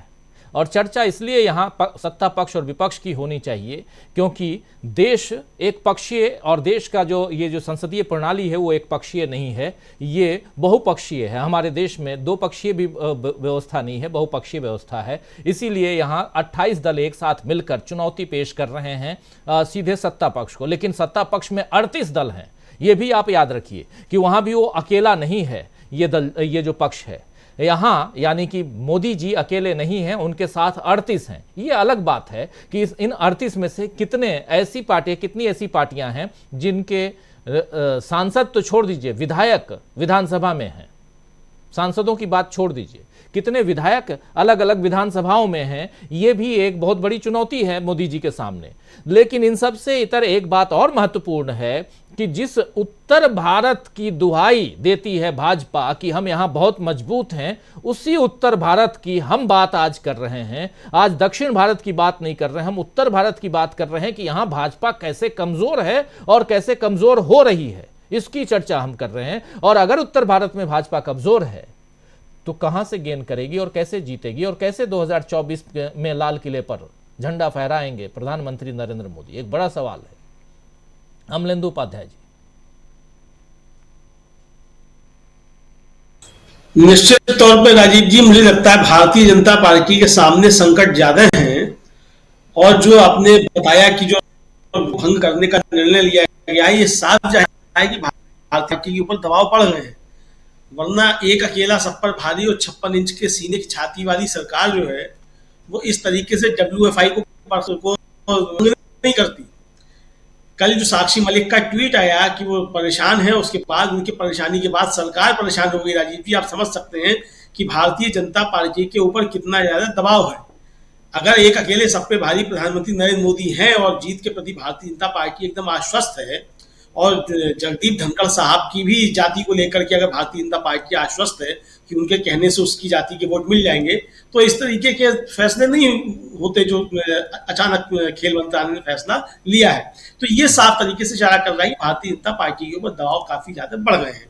अब राजीव जी, जो आपने बताई कि किन किन राज्यों में क्या क्या संकट है भारतीय जनता पार्टी के सामने, निश्चित तौर पर एक बड़े पत्रकार हैं, भारतीय जनता पार्टी के समर्थक हैं, टीवी पे बहुत आते हैं, चूंकि भारतीय जनता पार्टी के समर्थक बहुत आते हैं टीवी पे, सब बड़े पत्रकार भी हैं, वो सब हो जाते हैं, भारतीय जनता पार्टी बना देती है। वो कल कह रहे थे टीवी पे बैठे हुए कि बिहार में भारतीय जनता पार्टी को बहुत ज्यादा नुकसान होने जा रहा है। एक मैं देख रहा हूं कि कोई ओपिनियन पोल कराया गया है, वो ओपिनियन पोल बता रहा है कि महाराष्ट्र में भारतीय जनता पार्टी को बहुत नुकसान होने जा रहा है। तो ये तो जो उनकी पार्टी, मतलब उनके पाले के लोग हैं, वो मान रहे हैं कि महाराष्ट्र और बिहार में बहुत ज्यादा नुकसान होने जा रहा है। हम तो अपनी बात कर ही नहीं रहे, हम लोग जो क्या मान रहे हैं क्या नहीं मान रहे। यानी जो भारतीय जनता पार्टी के समर्थक विश्लेषक हैं, जो भारतीय जनता पार्टी के लिए जो सर्वे कर रहे हैं, वो सब ये मान रहे हैं कि बिहार और महाराष्ट्र में जबरदस्त नुकसान भारतीय जनता पार्टी को होने जा रहा है। तो अगर केवल मैं 2 राज्यों की बात करूं राजीव जी, बाकी सबकी बात भी छोड़ दीजिए, केवल बिहार और महाराष्ट्र की ही अगर बात कर ली जाए, यहां अगर भारतीय जनता पार्टी गठबंधन को नुकसान जबरदस्त होने जा रहा है, तो इसकी भरपाई कहां से हो रही है, ये तो भारतीय जनता पार्टी बताए। भरपाई के लिए कोई जगह नहीं दिख रही जहां से इसकी भरपाई हो रही है। फिर कर्नाटक की बात कर लीजिए आप, वहां भी जबरदस्त नुकसान होने जा रहा है, उसकी भरपाई कहां से होगी। मध्य प्रदेश, राजस्थान, छत्तीसगढ़ में कुछ तो नुकसान होने जा रहा होगा, तो वो जो नुकसान होने जा रहा है उसकी भरपाई कहां से होगी। तो भारतीय जनता पार्टी के पास राजीव जी रास्ते सीमित हैं, नुकसान उसके ज्यादा हैं। इसलिए जो है हम लोग कह रहे हैं कि कांग्रेस की जो है वो 24 की जीत की तैयारियां जो है पूरी हैं, उस पर वो काम कर रही है। कितना काम करती है, कितना आगे लेके जाती है, उसके कौशल के ऊपर निर्भर करेगा, वो उसको किस तरीके से चीजों को आगे लेकर के जाती है।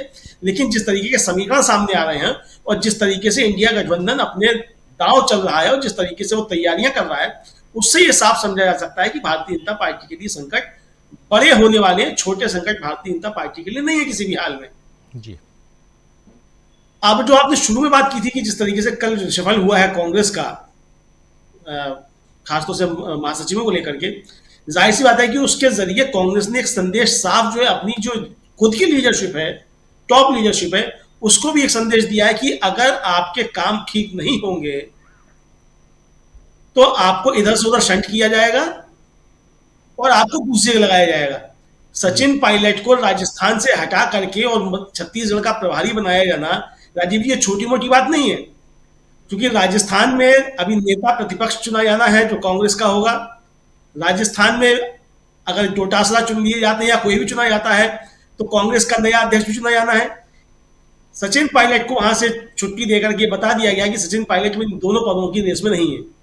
इसी तरीके से गहलोत साहब को जो एक कमेटी में डाल करके ये बता दिया है कि गहलोत साहब आप भी अब किसी रेस में नहीं है। तो ये संदेश एक जो मुझे लगता है कि साफ जो है उन्होंने अपने नेताओं को भी दिए हैं कि आपको काम करना होगा, आपको साबित करना होगा जो आपकी गलतियां नहीं है, जिसकी वजह से नुकसान हुए हैं, उसको अब कांग्रेस का केंद्रीय नेतृत्व तो बर्दाश्त नहीं करेगा, फिर आप चाहे नेता कितने भी बड़े हों। मुझे लगता है कि ये संदेश जो है एक तरीके से दिया गया है और ये संदेश कार्यकर्ताओं तक भी पहुंचा है। तो इसका मतलब कि 24 की तैयारियां कांग्रेस ने अच्छे तरीके से कर ली हैं, सांगठनिक स्तर पर अपने को दुरुस्त कर रही है, गठबंधन के साथियों के साथ हर मसले पर उनकी बातचीत हो रही है, जमीन पर उतरने की तैयारियां हो रही हैं। इस तरीके से कहा जा सकता है कि भारतीय जनता पार्टी के लिए 24 की जीत कठिन होती जा रही है, कांग्रेस की जीत जो है वो कुछ आसान दिखाई पड़ रही है। राजीव जी जी बिल्कुल, एक बार फिर से आना चाहता हूं प्रशांत टंडन जी। कैसे देखा जाए, बहुत सारी चुनौतियां हैं। एक तरफ तो ये चुनौतियां इसलिए भी हैं क्योंकि देश में महंगाई, बेरोजगारी मूल मुद्दे, और बार बार मैं मूल मुद्दों को सामने लाता हूं और देख रहा हूं कि राहुल गांधी उन मुद्दों को लगातार पकड़े हुए हैं बहुत मजबूती के साथ। भारत जोड़ो यात्रा में भी उन्होंने, आपने देखा कि महंगाई, बेरोजगारी और नफरत के खिलाफ आवाज़ उठाने की बात उन्होंने की थी और लगातार 4000 किलोमीटर तक इन बातों को ही जन जन तक पहुंचाने की कोशिश की और उसका फायदा भी मिला। 2 राज्य उस समय जीत कर कांग्रेस आई। तेलंगाना में भी कमोबेश आप ये मान लीजिए कि उसी का फायदा है।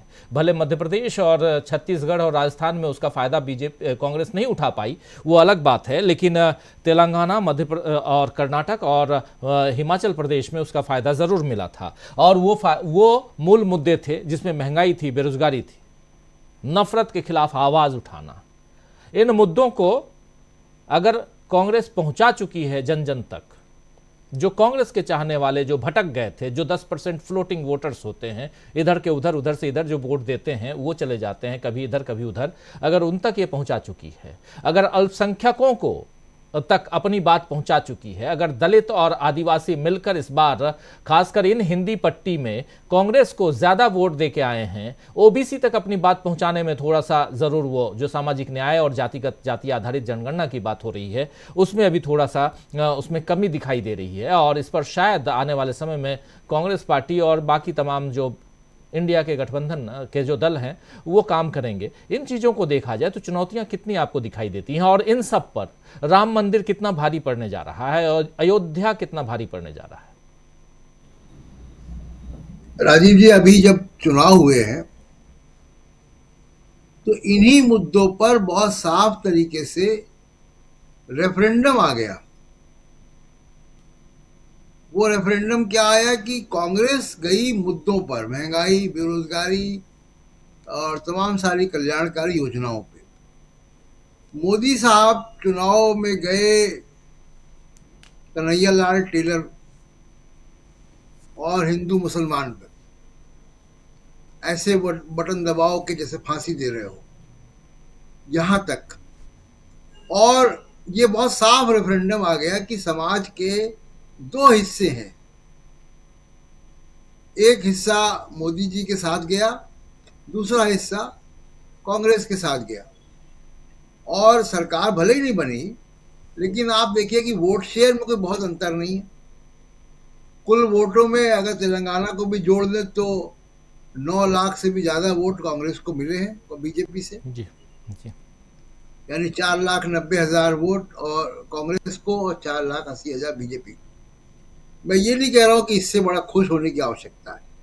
ये एक इंडिकेटर है कि कांग्रेस के मुद्दे काम कर रहे हैं, पहली बात। दूसरी बात कि बीजेपी का जो सांप्रदायिक ध्रुवीकरण है वो अपने पीक पर है। हमारे बाकी मित्र बता चुके हैं कि उत्तर भारत में हिंदी पट्टी में, और आप भी कह चुके कि बीजेपी अपने पीक पर थी। या तो वो पीक रिपीट करेगी या नीचे आएगी, उससे आगे नहीं जा सकती। जहां राजस्थान में 100% सीटें, यानी एक सीट के अलावा बाकी सब सीटें, वो भी एक सीट भी सहयोगी दल को मिली। गुजरात की सबकी सीटें, मध्य प्रदेश की अधिकांश सीटें, छत्तीसगढ़ की अधिकांश सीटें। तो ये जो स्थिति है, बीजेपी अपने पीक पर थी, तो समाज में भी ध्रुवीकरण है वो अपने पीक पर है, और वो एक बिल्कुल फिक्स्ड वोट बीजेपी का बन गया है। अब कांग्रेस की या इंडिया गठबंधन की रणनीति क्या होनी चाहिए? कि कैसे आप इनको आउट नंबर करो, क्योंकि संख्या आपके पास ज्यादा है, आपका सपोर्टर ज्यादा है, लेकिन वो पोलिंग बूथ तक नहीं गया। तो इस दबाव में भी बीजेपी आई कि जिस तरीके से धान का मूल्य, समर्थन मूल्य बढ़ाया गया छत्तीसगढ़ में, जिस तरीके से और कल्याणकारी योजनाओं में बिल्कुल कंपटीशन की तरीके से बीजेपी के मैनिफेस्टो लेकर आए वो। तो कुल मिला के ये कि मुद्दे हैं जो काम कर रहे हैं, इन मुद्दों से पीछे नहीं हटना है, क्योंकि इसकी एक कंस्टिट्यूंसी ऑलरेडी है, और ये अगर कंसोलिडेशन बढ़ेगा तो जाहिर सी बात है कि मोदी साहब के सामने और कोई चारा नहीं है। क्योंकि देखिए, कभी भी जो राम मंदिर की बात हो रही है, हम भी कई राज्यों में घूमे, राजीव जी आप भी घूमते हैं, राम मंदिर का इम्पैक्ट हिंदी पट्टी में है, और हिंदी पट्टी ने अपना उत्तर प्रदेश के अलावा अपना एक मैंडेट दे दिया है। बिहार में सामाजिक न्याय हमेशा से भारी पड़ा है, कमंडल पे मंडल वहां बिहार में हमेशा भारी पड़ा, इस बार भी रहेगा। उत्तर प्रदेश को छोड़ के बाकी हिंदी पट्टी ने अपना एक रुझान दे दिया है, यही रुझान परसिस्ट करेगा। यानी राम मंदिर की जो अपील है वो इतनी है जितनी हमको दिख रही है, इससे ज्यादा नहीं होगी। और बहुत सारे कारण 2019 में, ये बिल्कुल कह रहा हूं कि 2019 में अपोजिशन यूनाइटेड नहीं था, वॉक ओवर दे दिया था, पुलवामा हो गया था, बहुत सारे हिडन फैक्टर्स भी थे। ये गोदी मीडिया वैसा ही था, ये एजेंसियां वैसी ही थी, इलेक्शन कमीशन उतना ही पक्षपातपूर्ण था। बावजूद इसके 2019 में जनवरी तक इंडिया का एनडीए को फुल मेजॉरिटी नहीं कोई सर्वे दे रहा था। पुलवामा के बाद आया, और कुछ तब्दीलियां आई हैं, सिस्टम में भी तब्दीलियां आई हैं, बड़े सारे हिडन फैक्टर्स होते हैं। याद कीजिए कि 2019-18 जनरल रावत का समय, जब हमारे बीच नहीं है, राजनीतिक बयान सेना की तरफ से आते थे, सेना की तरफ से राजनीतिक बयान आना बंद हो चुके हैं। बहुत सारे ऐसे हिडन फैक्टर्स हैं जो काम कर रहे हैं। तो अब तो कहा जा रहा है कि अब तो कहा जा रहा है कि अग्निवीर जो है वो गलत निर्णय था, सेना की तरफ से कहा जा रहा है। जी जी जी। तो बहुत सारे हिडन फैक्टर्स हैं, ब्यूरोक्रेसी है, जिस तरीके से एक्सटेंशन दिए जा रहे हैं, तो बहुत सारे हिडन फैक्टर्स भी हैं जो काम करते हैं इलेक्शन में। लेकिन जो सामने दिख रहा है, मैं उसकी बात कर रहा हूं कि अभी हिंदी पट्टी ने एक रेफरेंडम दिया है मुद्दों पर और ध्रुवीकरण पर।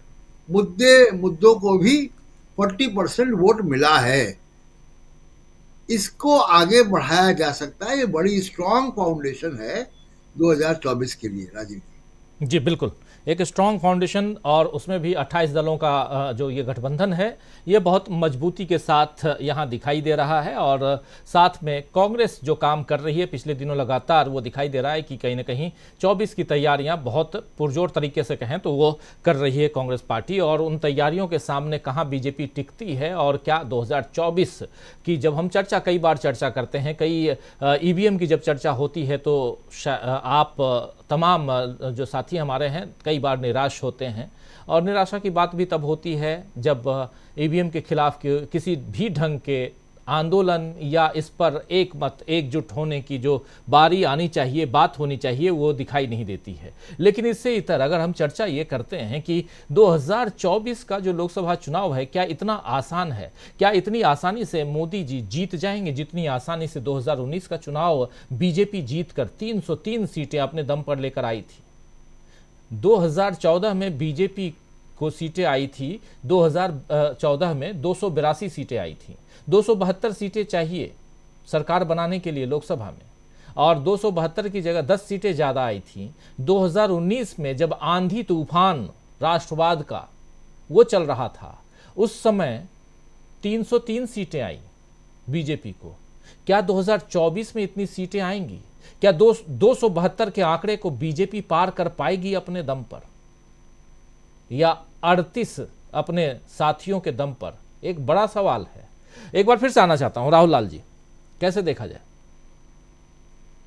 देखिए, बीजेपी के लिए कठिनाइयां काफी ज्यादा है। दो तीन चीजें हम लोगों को समझना पड़ेगा। देखिए, आईएमएफ अगर ये रिपोर्ट कार्ड देता है कि भारत काफी तेजी से ग्रो कर रहा है, तब तो आप बड़े ढोल नगाड़े के साथ आप स्वागत करते हैं कि देखिए देखिए आईएमएफ कह रहा है, वर्ल्ड बैंक कह रहा है। लेकिन जब आईएमएफ कह रहा है कि आप भारी ज्यादा जो है कि कर्ज जाल में चले गए हैं, आपके कार्यक्रम में मैंने कितनी बार कहा था कि हमारा कर्ज जीडीपी रेशियो जो है 90% को क्रॉस कर रहा है। आईएमएफ ने यही तो चेतावनी दी है कि वो 100% को भी क्रॉस कर जाएगा और आप भविष्य में जो है कि आप कर्ज चुकाने के हालत में नहीं रहेंगे। यानी जो आप कर्ज लेके घी पी रहे हैं वो कर्ज चुकाने की स्थिति में नहीं रहेंगे। ये स्थितियां बना दी हैं, तब तो इसकी पुष्टि अलग अलग अंतर्राष्ट्रीय एजेंसियां कर रही हैं। दूसरी चीज की देखिए, जो साक्षी मलिक का मामला, पहलवानों का मामला रहा, मैं उसको केवल जाट वोटर्स के तक, जाट वालों मामले तक सीमित नहीं मानता हूं। उसका जो भारतीय जनता पार्टी को बड़ा दुष्परिणाम भुगतना पड़ेगा वो पूरे के पूरे खेल प्रेमी और साथ ही साथ महिलाओं के साथ। अगर इतने बड़े सेलिब्रिटी महिलाओं के साथ वो लोग अगर यौन शोषण के आरोप लगा रहे हैं और उन्हें न्याय नहीं मिल पा रहा है, तो फिर प्रधानमंत्री जी का जो नारा है कि बेटी पढ़ाओ बेटी बचाओ, वो पूरे नारे का क्या होगा? ये स्पष्ट है कि जो महिला वोटर्स हैं वो है चुनाव में और उनके तरफ भी, उनको भी निराशा हासिल हुई है इस पूरे प्रकरण में। अभी देखिए, पूरे प्रकरण में क्या ब्रिजभूषण शरण सिंह के ऊपर कोई कार्रवाई होते हुए देख रहे हैं? 146 सांसद निलंबित हो गए, लेकिन ब्रिजभूषण शरण सिंह तो निलंबित नहीं हुए, वो अभी भी बने हुए अपने जगह पे। ये इतने सारे मुद्दे हैं कि भारतीय जनता पार्टी, उनको बहुत बचना मुश्किल सा चीज है। आपको ताजा तरीन चीज मैं देखूं, उत्तर प्रदेश में जो अभी हम लोग बात कर रहे हैं सामाजिक न्याय को लेके या फिर समीकरण को बदलते हुए, भारतीय जनता पार्टी की सरकार समझ रही है कि समीकरण पूरे बदल रहे हैं। भले 22 जनवरी का ढोल नगाड़ा पीटा जा रहा है, वहां के मुख्य सचिव ने जो आदेश निकाला है, उस आदेश में कहा गया कि 14 जनवरी से ही जो है कि राम मंदिर, हनुमान मंदिर और वाल्मीकि मंदिर, उसमें जो है कि पाठ कराया जाए और वाल्मीकि मंदिरों में वाल्मीकि रामायण का पाठ कराया जाए। आप सोच के देखिए कि किसके तरफ ये इशारा है। पूरे के पूरे लेटर में वाल्मीकि मंदिर और वाल्मीकि रामायण दोनों के ऊपर अचानक से भारतीय जनता पार्टी की नींद जो है कि खुली है वहां पे। तो संकेत दिखता है कि बीजेपी को सीधे समझ में आ रहा है कि जो दलित वोटर्स हैं, जिसको काफी हद तक वो दलित वोटर्स ने जो है कि वो लोग बीजेपी की तरफ पिछले चुनाव में उन लोगों ने रुख भी किया था, वो उनके पास नहीं जा रहे। और प्रशांत जी के इस बात से मैं सहमत भी हूं कि जो ओबीसी वाला मामला है, अगर हम लोग राजस्थान में ही देखें, अन्य जगह पे देखें कि जितना तीव्रता के साथ ओबीसी जातिगत जनगणना इन मामलों को राहुल गांधी उठा रहे थे, उसी तीव्रता के साथ जो कांग्रेस के दूसरे वरिष्ठ नेता हैं, चाहे वो अशोक गहलोत हो या भूपेश बघेल हो, वो लोग उसको उसी रूप में उठा रहे थे क्या जो उनके वहां के तमाम, या कमलनाथ उठा रहे थे क्या? नहीं, कमलनाथ तो हम लोगों ने देखा कि वो तो उल्टे हिंदुत्व के एजेंडे पे ही कहां से कहां भागते हुए चले गए थे। तो मुद्दे हैं और वो मुद्दे मैं मानता हूं कि लोकसभा चुनाव में काफी गंभीरता से उठेगा। आरबीआई ने क्या किया है, आरबीआई के जो उन्होंने जो बयान दिया है महंगाई को लेके, देखिए 4% आपको महंगाई दर हर हालत में रखनी है और आरबीआई ने खुलेआम कह दिया कि वो महंगाई की स्थिति बड़ी गंभीर है और अगर महंगाई कंट्रोल नहीं होगी तो हमारा ग्रोथ रेट भी कम हो जाएगा। यानी आरबीआई ने खुद संकेत दे दिया है राजीव जी कि भविष्य में जो ग्रोथ रेट हम लोग अभी वर्तमान में देख रहे हैं वो और भी पीछे जाने वाला है। तो राहुल गांधी भारत जोड़ो यात्रा में जो अर्थव्यवस्था के मुद्दे उठाते थे और जो सर्वधर्म समभाव का मामला उठाते थे, वही मामले अब बीजेपी के सामने में 2024 के लोकसभा चुनाव में सामने में बिल्कुल आ बैठा हुआ है। बीजेपी ध्रुवीकरण करना चाहती है, लेकिन वो ध्रुवीकरण एक सीमा तक ही हो सकता है और वो सीमा, मैं अभी भी कह रहा हूं कि राम मंदिर के मामले को लेकर बीजेपी के तमाम लोग मान रहे हैं कि उसको जितना भी उसको एक सेलिब्रिटी के रूप में बनाने का प्रयास हो रहा है, लेकिन बीजेपी की जो इच्छा है कि वो जिस रूप में जनमानस में प्रवेश करे, वो मामला अभी भी उस रूप में ट्रिगर नहीं कर पा रहा है। ऐसे स्थिति में महंगाई का मामला, बेरोजगारी का मामला, बेरोजगारों ने संसद भवन के भीतर प्रवेश करके एक नया सा स्वरूप दे दिया कि बेरोजगारी किस स्थिति में है और राहुल गांधी फिर सही साबित हुए ये मामले को उठाते हुए जो पहले भी वो उठा रहे थे। ये स्थितियां ऐसी कि इन मुद्दों को विपक्ष संगठित तौर पर जब अब उठा रहा है तो बीजेपी की परेशानी बढ़ रही है। मैं तो कह रहा हूं कि देखिए, जिन राज्यों की हम लोगों ने चर्चा की राजीव जी, उत्तर प्रदेश को मैं ले लेता हूं, क्या 62 सीट भारतीय जनता पार्टी दावा कर पाएगी और वो ला पाएगी? मुझे नहीं लग रहा है कि बीजेपी 62 सीट कहीं से भी जो उत्तर प्रदेश, जो कि बीजेपी या तमाम लोग विश्लेषक उसको गढ़ मानते हैं कि उत्तर प्रदेश गढ़ है, राम मंदिर उनका प्रयोगशाला है। राम मंदिर को लेकर सुप्रीम कोर्ट ने आदेश दिया, उसके जो प्रभाव होने उनके समर्थक भले उत्साहित होंगे, लेकिन जो दूसरे जगह के क्षेत्र हैं उसका प्रभाव, बिहार का प्रभाव क्या यहां पे नहीं पड़ेगा? इन तमाम मामले ऐसे हैं कि ओबीसी के जो वोटर्स पिछले चुनाव में भारतीय जनता पार्टी की तरफ गए थे, उनका रुझान भी वहां से टूटने की पूरी संभावनाएं दिख रही हैं, बशर्ते कि टीम इंडिया के लोग इन मामले को पूरी गंभीरता के साथ उठाएं। क्योंकि दलित और आदिवासी के बीच में तो टीम इंडिया ने पकड़ बनाई है, और उसके हम लोगों के बिल्कुल सही कहा आपने राजीव जी कि वो तो हम लोगों को दिख रहा है, चुनाव परिणामों में नजर आ रहा है। वो 3 राज्यों के उत्तर भारत में जो चुनाव हुए वहां पर भी नजर आ रहा है। ऐसे स्थिति में जो ओबीसी वाला मामला है, बिहार में तो काफी शानदार काम भी हो गया उसके ऊपर, उस मामले को और गंभीरता के साथ अगर ये लोग उठाएंगे, और उठाएंगे, इनके एजेंडे में शामिल है, राहुल गांधी हर हमेशा उठा रहे हैं उसे, तो ऐसे स्थिति में बीजेपी को चुनौती उत्तर प्रदेश में भी मिलेगी। अब आप बताइए कि कहां तो हम लोग बात कर रहे हैं कि बिहार का नुकसान की भरपाई कहां से होगी, महाराष्ट्र के नुकसान की भरपाई बीजेपी कहां से करेगी, मैं कह रहा हूं उत्तर प्रदेश में जो सीटों का नुकसान होगा उसकी भरपाई कहां से किया जाएगा। क्या लोग सवाल नहीं पूछेंगे कि आप लॉ एंड ऑर्डर का मामला बना के आते हैं, ब्रिजभूषण शरण सिंह के घर तक कब तक बुलडोजर नहीं पहुंच पाता है, अजय मिश्र टेनी के घर तक कब तक बुलडोजर नहीं पहुंच पाता है, सामान्य जनता, ये सारे सवाल अभी भी पूछ रहा है राजीव। बिल्कुल बिल्कुल, ये सारे सवाल पूछे जाएंगे, और 2024 का इलेक्शन कैसा होने जा रहा है वो उस पर चर्चा हम कर रहे हैं, और उसमें कौन आगे कौन पीछे, और क्या इतनी मजबूती के साथ फाइट दे पाएंगे नरेंद्र मोदी, या उनकी पार्टी बीजेपी दे पाएगी इतनी मजबूती के साथ चुनौती पेश कर पाएगी, और खासकर विपक्षी गठबंधन के सामने, इसकी चर्चा हम कर रहे हैं। उसमें उत्तर भारत खासकर इसलिए भी ज़्यादा चर्चा में है क्योंकि यहाँ हिंदुत्व की बात ज़्यादा होती है, बीजेपी खुद को बहुत मजबूत पाती है यहाँ पे, लेकिन 2019 और 2023 अब 24 आने वाला है, चुनाव है सामने, तो 24 में क्या उतनी मजबूती के साथ बीजेपी यहाँ चुनाव लड़ने वाली है? बहुत सारे सवाल हैं, इन सवालों का जवाब यहाँ खोजने की कोशिश कर रहे हैं। हमारे साथ 2 साथी जुड़े हुए हैं छत्तीसगढ़ से, प्रमोद अग्रवाल जी भी जुड़े हुए हैं, डॉक्टर दीपक पाचपोर जी भी जुड़े हुए हैं। छत्तीसगढ़ में 11 सीटें हैं लोकसभा की, और 11 में से 9 सीटें पिछली बार बीजेपी जीत कर आई थी, और वो उस परिस्थिति में जब 68 सीटें बम्पर वोटिंग के साथ कांग्रेस के पास थी। 2018 में 68 सीटों के साथ कांग्रेस वहां सरकार बनाई थी 90 सीटों में से 68 सीट्स लेकर, और आज की तारीख में अब वहां बीजेपी की सरकार है। सी वोटर का सर्वे आया है जिसमें कहा जा रहा है कि 9 से 11 यानी हो सकता है 11 के 11 सीटें बीजेपी के खाते में चली जाएं।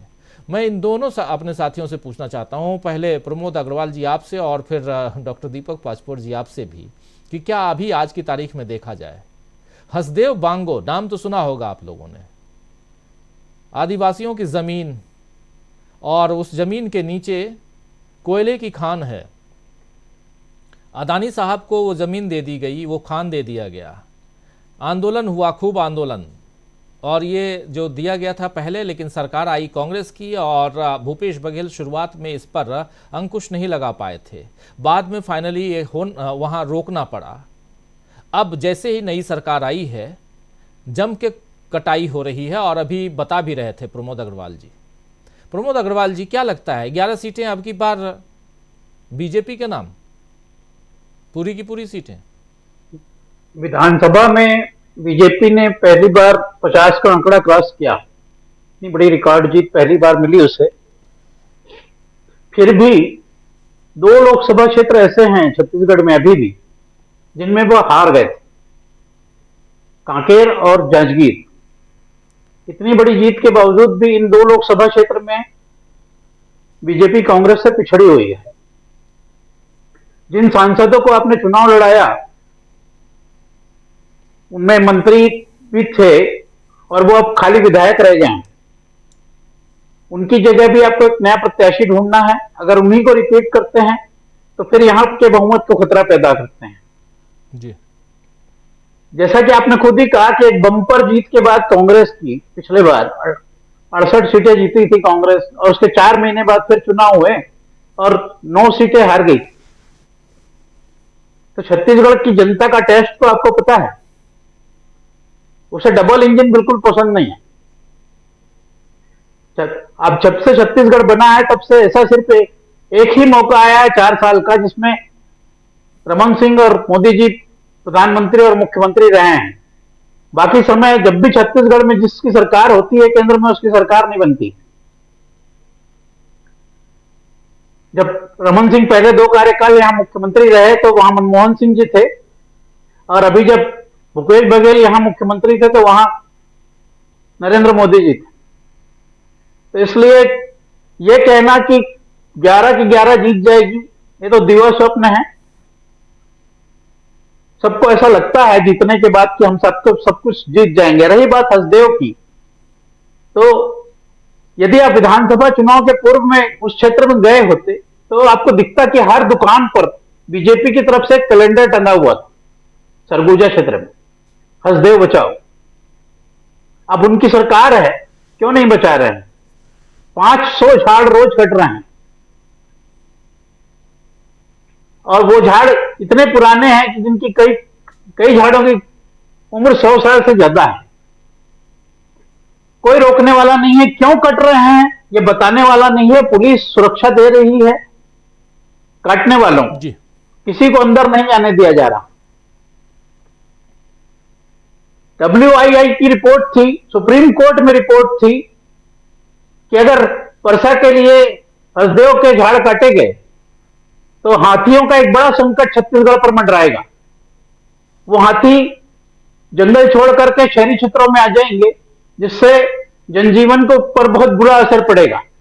अभी से पड़ना शुरू हो गया है, अभी ज्यादा झाड़ नहीं कट पाए हैं, ज्यादा से 5-1 हजार झाड़ कटे हैं जी। और हाथियों का एक बड़ा दस्ता। आप जो कह रहे हैं, थोड़ा चूंकि समय कम है इसलिए मैं रोक रहा हूं प्रमोद जी, और इसी मसले पर थोड़ा दीपक जी के पास भी आना चाहता हूं। दीपक जी, उतना डीपली जाने की आवश्यकता नहीं है, सीधे शब्दों में मैं पूछना चाहता हूं जो प्रमोद जी बता भी रहे हैं उसी को थोड़ा आगे बढ़ाते हुए कि अब जब एक बहुत बड़ा मामला वहां है, अदानी साहब की नज़रें टिकी हुई थी और एक बहुत बड़े जो जंगल का जो एरिया है उसको काटकर वहां कोल माइनिंग की जाएगी और यानी वहां कब्जा अब छत्तीसगढ़ में, जो पहले हम लोग बात कर चुके हैं कि छत्तीसगढ़, उड़ीसा और झारखंड ये 3 ऐसे राज्य हैं जहां पर अदानी की नजरें टिकी हुई हैं। और ये तीनों राज्य, ये तब हम लोग बात कर रहे थे, हम और प्रशांत जी जब वहां छत्तीसगढ़ से लाइव कर रहे थे और चुनाव का वक्त था, कि नजरें टिकी हुई हैं किसी भी ढंग से, एन केन प्रकारेण,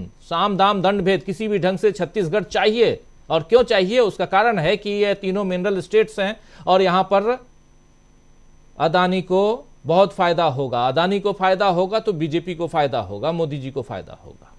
इसलिए भी अब जनता को क्या फायदा हो रहा है, और अगर जनता को फायदा नहीं है तो क्या 11 की 11 सीटें या 11 में से 9 सीटें जाती हुई दिखाई देती हैं आज की तारीख में?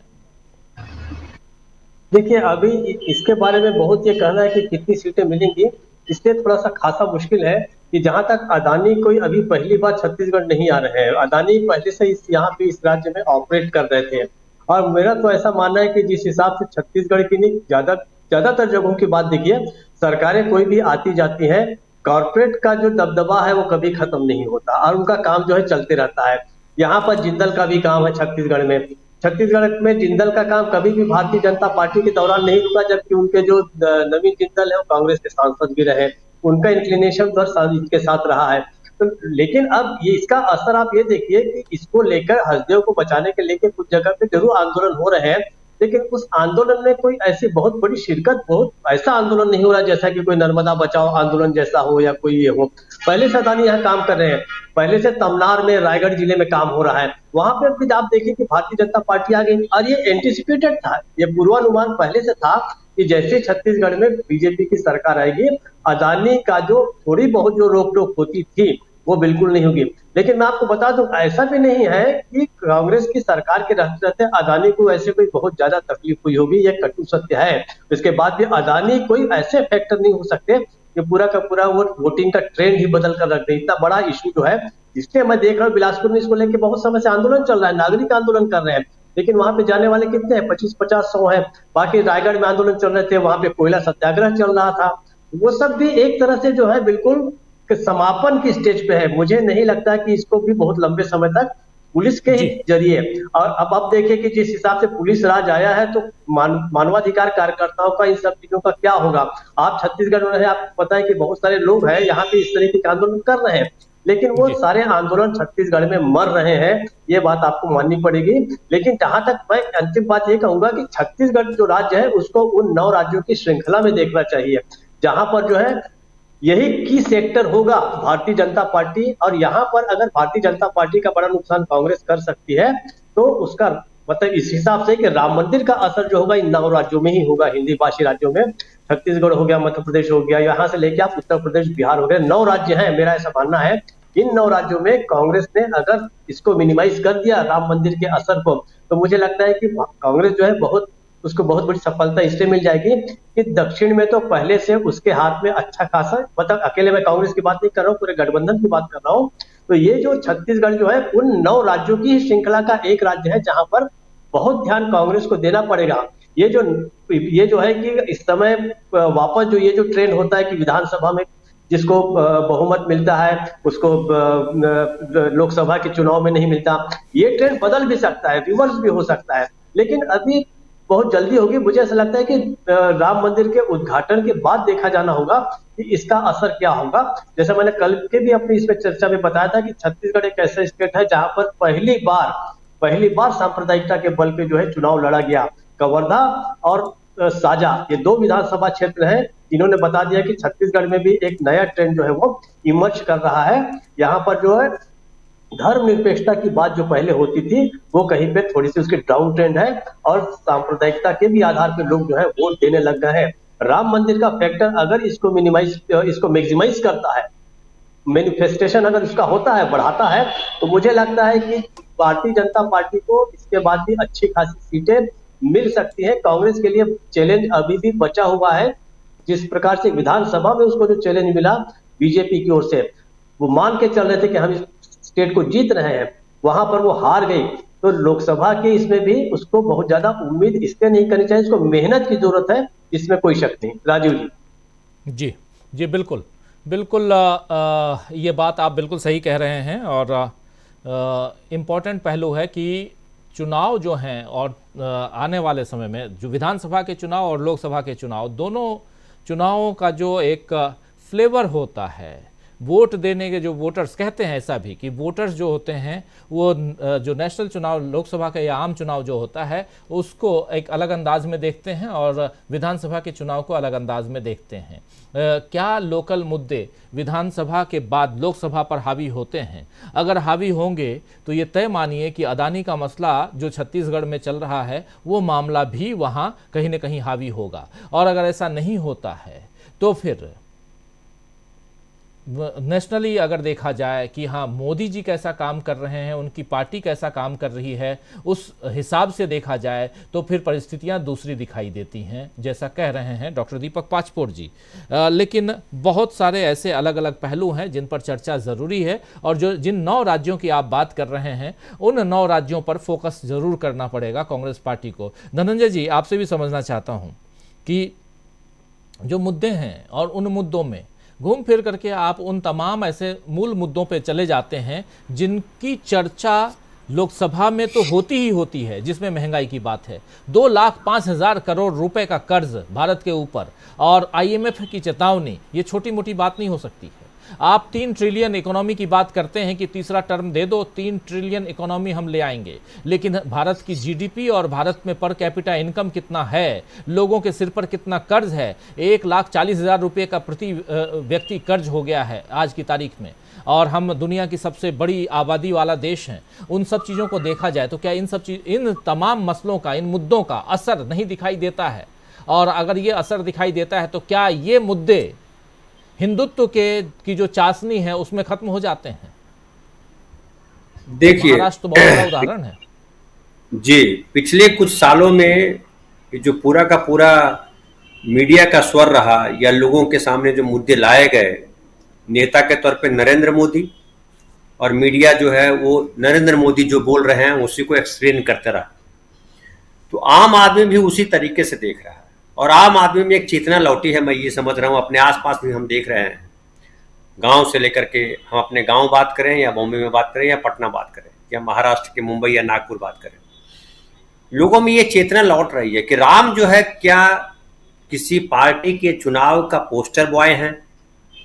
पहले लोगों को समझ में नहीं आ रहा था, लेकिन अब समझ में आ रहा है कि ये क्या बीजेपी के राम है या हिंदुस्तान के तमाम उन लोगों के राम हैं जो राम इस संस्कृति के नायक माने जाते हैं, हमारी भारतीय संस्कृति के, या हिंदुओं की अगर बात करें, हालांकि मुस्लिम भी मानते हैं राम को। तो राम जो है पूरे देश के राम है, और राम को अगर चिंता है तो पूरे देश की चिंता है, पूरे देश के नागरिकों की चिंता है।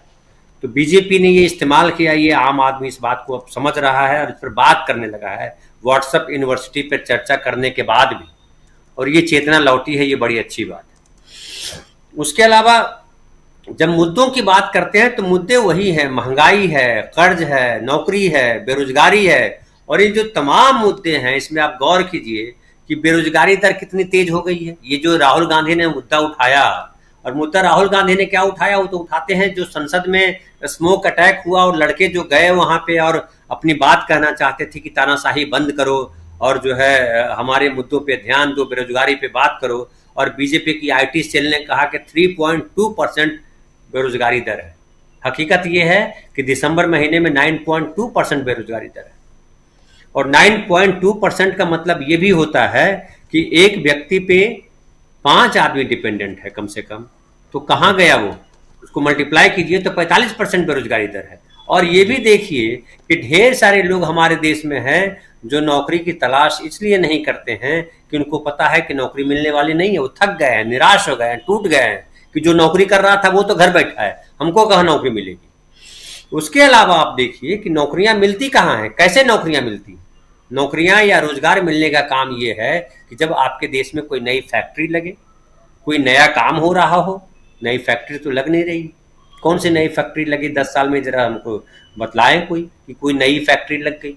इंफ्रास्ट्रक्चर पे जो काम हो रहा है उसमें भी आप लोन लेकर के जो काम कर रहे हो, वो जो कहा है IMF ने, उसीलिए तो इशारा किया है कि अब आप कंप्लीटली, अब समझिए ऋणम कृत्वा घृतम पिबेत, हमारे भारत का चार्वाक दर्शन है वो, लेकिन हमने तो राम के दर्शन को माना, मर्यादा में रहने की बात कही, तेते पांव पसारिए जेते लांबी सौर, लेकिन ये तो कह रहे हैं कि कर्ज लेके घी पियो। तो भाई राम की मर्यादा आपके लिए महत्वपूर्ण है या चार्वाक दर्शन महत्वपूर्ण है, ये तय नहीं कर पा रहे हैं।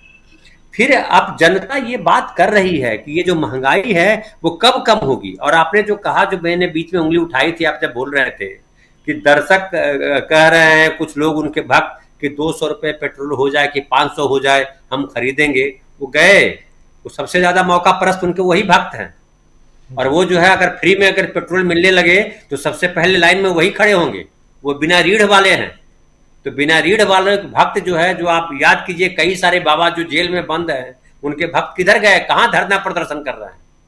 एक नेता अगर अरेस्ट होता है तो उसके लिए उनके लोग धरना प्रदर्शन करते हैं।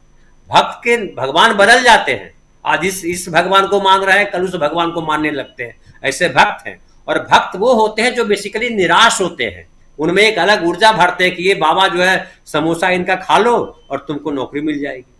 लेकिन 10 साल में देखा कि समोसा क्या, वो लड्डू भी खाए तो नहीं मिला, वो 16 अमावस्या भी की तो भी नौकरी नहीं मिली। तो अब उनको समझ में आ रहा है कि ये सब करने से नौकरी नहीं मिलने वाली है। नौकरी मिलेगी तब जब इंडस्ट्री लगेगी, और राहुल गांधी या मनमोहन सिंह जो कर रहे थे उससे नौकरी मिलेगी। आप तो मनरेगा का बजट कम कर देते हो। मनरेगा ने तय किया था कि 100 दिन कम से कम रोजगार देंगे हम नागरिकों को, आपने कहा कि मनरेगा की छोड़ो, हम आपको 5 किलो अनाज देंगे। तो ये कोई समझाइए, पब्लिक समझ रही है, ये चर्चा हो रही है कि 100 दिनों का रोजगार, यानी अगर समझिए 100 दिन का मतलब है अगर 200 रुपया पर डे भी है तो 20,000 रुपये मिलते हैं साल भर में, और 5 किलो अनाज अगर मिलते हैं 12 महीने तो उसका कितना रुपया होता है, आप ऐसे समझिए। महंगाई बढ़ गई, एक मूली का की कीमत समझिए 12 रुपए। आप कल्पना कीजिए मूली 12 रुपए की, और उसका लाभ कौन उठा रहा है, कौन मूली बेच रहा है, टाटा और रिलायंस मूली बेच रहे हैं। अब मूली जो है वो हमारे गांव का किसान जो है वो माथे पे लेकर के मजदूर नहीं बेच रहा है, वो टाटा के मॉल में मूली बिक रही है, वो रिलायंस के मॉल में अंगूर बिक रहा है, वो अडानी जो है आटा बेच रहा है। और अडानी जो है, पहले तो छोटा मोटा बेचारा हमारा गांव का व्यापारी बेचता था आटा, अभी अडानी बेचता है आटा, अडानी तेल बेच रहा है। तो जब तेल बेचने पे, केला बेचने पे, अंगूर बेचने पे देश के बड़े उद्योगपति आके खड़े हो गए, तो सब बतलाइए कि हमारी अर्थव्यवस्था कहाँ जा रही है। कर्जा लेकर के अर्थव्यवस्था बढ़ा रहे हैं, कर्जा कितना हो गया बता चुके राहुल लाल जी, और भाई लोग भी बताए होंगे। तो पब्लिक को ये समझ में आ रहा है, और पब्लिक समझ गई है। और एक और बात कहूँ, बिहार की बात हम करते हैं तो एक और चर्चा में कर दूं कि रामनाथ जल्दी ठाकुर को जी। अब जो है जनता दल यू जो है रामनाथ ठाकुर को अध्यक्ष बनाने की बात कर रही है। जनता दल यू में रामनाथ ठाकुर अध्यक्ष हो गए। रामनाथ ठाकुर जो है वो कर्पूरी ठाकुर जी के बेटे हैं। कर्पूरी ठाकुर जी को जब सामाजिक न्याय की बात करते हैं, जब जो हमारे प्रशांत भाई कह रहे थे बिहार हमेशा सामाजिक न्याय की भूमि रही है, तो बिहार में कर्पूरी ठाकुर जो है कर्पूरी फार्मूला भी जाना जाता है। तो कर्पूरी ठाकुर को के लड़के जी को लाना, रामनाथ ठाकुर जी को लाना है, एक और तमाचा होगा बीजेपी के गाल पर कि आप जो है सामंतवाद जो बढ़ाना चाहते हो, महंगाई बढ़ाते हो, राम के नाम पे धंधा कर रहे हो, राम के नाम पे आप सेवा नहीं कर रहे हो, राम के नाम पे धंधा कर रहे हो, वोटों का हरण करते हो। समझो कि रावण ने साधु का वेश धर के सीता का हरण किया था, वैसे ही इन्होंने क्या किया है, राम का फोटो आगे करके, राम का मंदिर आगे करके, राम का नारा लगा करके वोटों का हरण किया है, कर्ज बढ़ाया है, उद्योगपतियों को, अडानी को अमीर बनाया है। ये अब पब्लिक समझ रही है, पब्लिक समझ गई है। तो मुझे लगता है मुश्किल बड़ी होगी। जी बिल्कुल बिल्कुल, आप सही कह रहे हैं। मैं कुछ उन साथियों के लिए, अब कार्यक्रम अब खत्म करने का उससे ज़्यादा समय, 7 मिनट ज़्यादा हो चुका है, उन साथियों के लिए जो निराश रहते हैं और जो कहते हैं कि कांग्रेस पार्टी लगातार हारती जा रही है और आप लोग यहाँ बात करते हैं फिर हार जाती है, उन लोगों के लिए ज़रूर कहना चाहता हूँ कि आज से 5 साल पहले, 7 साल पहले कांग्रेस के पास 4 राज्य थे, जिसमें छत्तीसगढ़, मध्य प्रदेश और राजस्थान था, पंजाब था। पंजाब कांग्रेस हारी, लेकिन उसके बाद कांग्रेस हिमाचल प्रदेश जीती और कांग्रेस के पास कर्नाटक और ये राज्य मध्य प्रदेश था। तो कर्नाटक में मिलीजुली सरकार कांग्रेस की थी, वो सरकार गिर गई और इधर मध्य प्रदेश की सरकार चली गई थी। उसके बाद 2 राज्यों को गंवाया अगर, तो 2 राज्य पाई भी कांग्रेस, जिसमें कर्नाटक है और दूसरा राज्य तेलंगाना है। आज भी 3 राज्य तो कांग्रेस अपने बलबूते पे उस पर राज कर रही है। तो कांग्रेस का जो है वो खत्म नहीं हुआ है। कांग्रेस इसमें भी, चाहे ईवीएम की बात हो, चाहे और भी बहुत सारी बातें हों, उन तमाम मसलों के साथ अगर, और उसमें भी सबसे मज़ेदार देखिए आपकी हिमाचल प्रदेश और कर्नाटक दोनों जगह बीजेपी के साथ फाइट, आमने सामने की फाइट में इसी दौर में कांग्रेस जीत के आई है। छोटी मोटी घटना नहीं है। बीआरएस के साथ तो वहाँ चलिए, आपकी बीआरएस और कांग्रेस लड़ी तेलंगाना में, और इसी 5 राज्यों के चुनाव में तेलंगाना में भी कांग्रेस बहुत दमदारी के साथ लड़ के जीत के आई है। तो ऐसा नहीं है कि यहाँ निराशा वाली बात, और न ही उन लोगों के लिए जो कांग्रेस को लेकर निराश होते हैं उनके लिए कह रहा हूँ। और मैं ये बात इसलिए यहाँ रख रहा हूँ क्योंकि विपक्ष अगर मजबूत रहेगा तो देश मजबूत रहेगा। और जैसा लगता है आगे हम आने वाले समय में जब 24 की चर्चा और 24 के गणित की बात हम करेंगे तो और भी बातें करेंगे, और जिसमें अलग अलग पहलुओं की बात हम यहाँ रखेंगे, अलग अलग चीज़ों को, अलग अलग मुद्दों को, मसलों को, और उन तमाम तथ्यों को आपके सामने रखेंगे जिस दम पर हम कह सकते हैं कि 2024 का चुनाव, रिजल्ट तो अभी नहीं बता सकते, रिजल्ट तो रिजल्ट वाले दिन ही आएगा, लेकिन 2024 का चुनाव उतना आसान नहीं है बीजेपी के लिए। 2024 का चुनाव आप ईवीएम कर लीजिए, कुछ भी कर लीजिए, मैं ये भी कह रहा हूं, ईवीएम के साथ खेल भी कर लीजिए, उसके बाद भी उतना आसान नहीं है जितना आसान 2019 का चुनाव था बीजेपी के लिए, ये तय मानिए। अब कल कुछ हो जाए तो अलग बात है, पूरे के पूरे ईवीएम आप बदल दें तो अलग बात है, लेकिन जितना बदलते हैं अभी उस हिसाब से बहुत मुश्किल है। सही कह रहा हूं प्रशांत टंडन जी?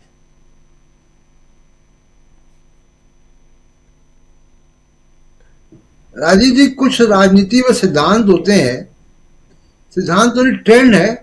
और अभी जब हम लोग विधानसभा के चुनाव कवर कर रहे थे तो बार बार राजस्थान के बारे में आ रहा था कि रोटी पलटती है वहां पे, और तमाम कयास लग रहे थे कि इस बार ये होगा कि नहीं होगा, लेकिन वो हो गया।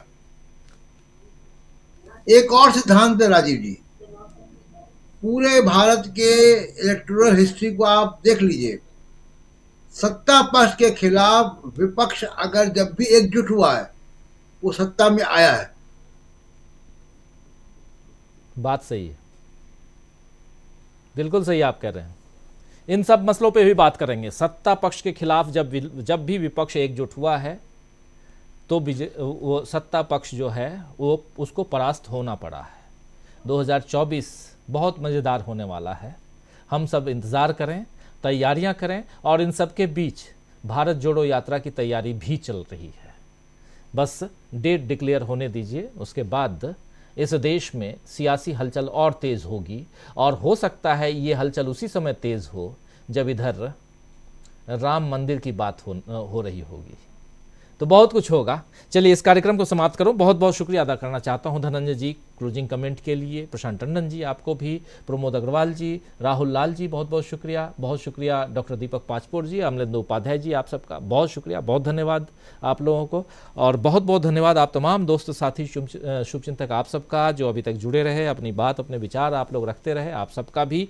और लगातार मैं आप लोगों के कमेंट को देखता हूँ। और सबसे बड़ी बात ये कि जैसे अनिल भटनागर जी लिख रहे हैं कि आज अगर बीजेपी ईमानदारी से चुनाव लड़े तो चुनाव आयोग अपने कार्य का न्यूट्रल निर्वहन करे तो कोई भी पार्टी कांग्रेस को नहीं हरा पाएगी।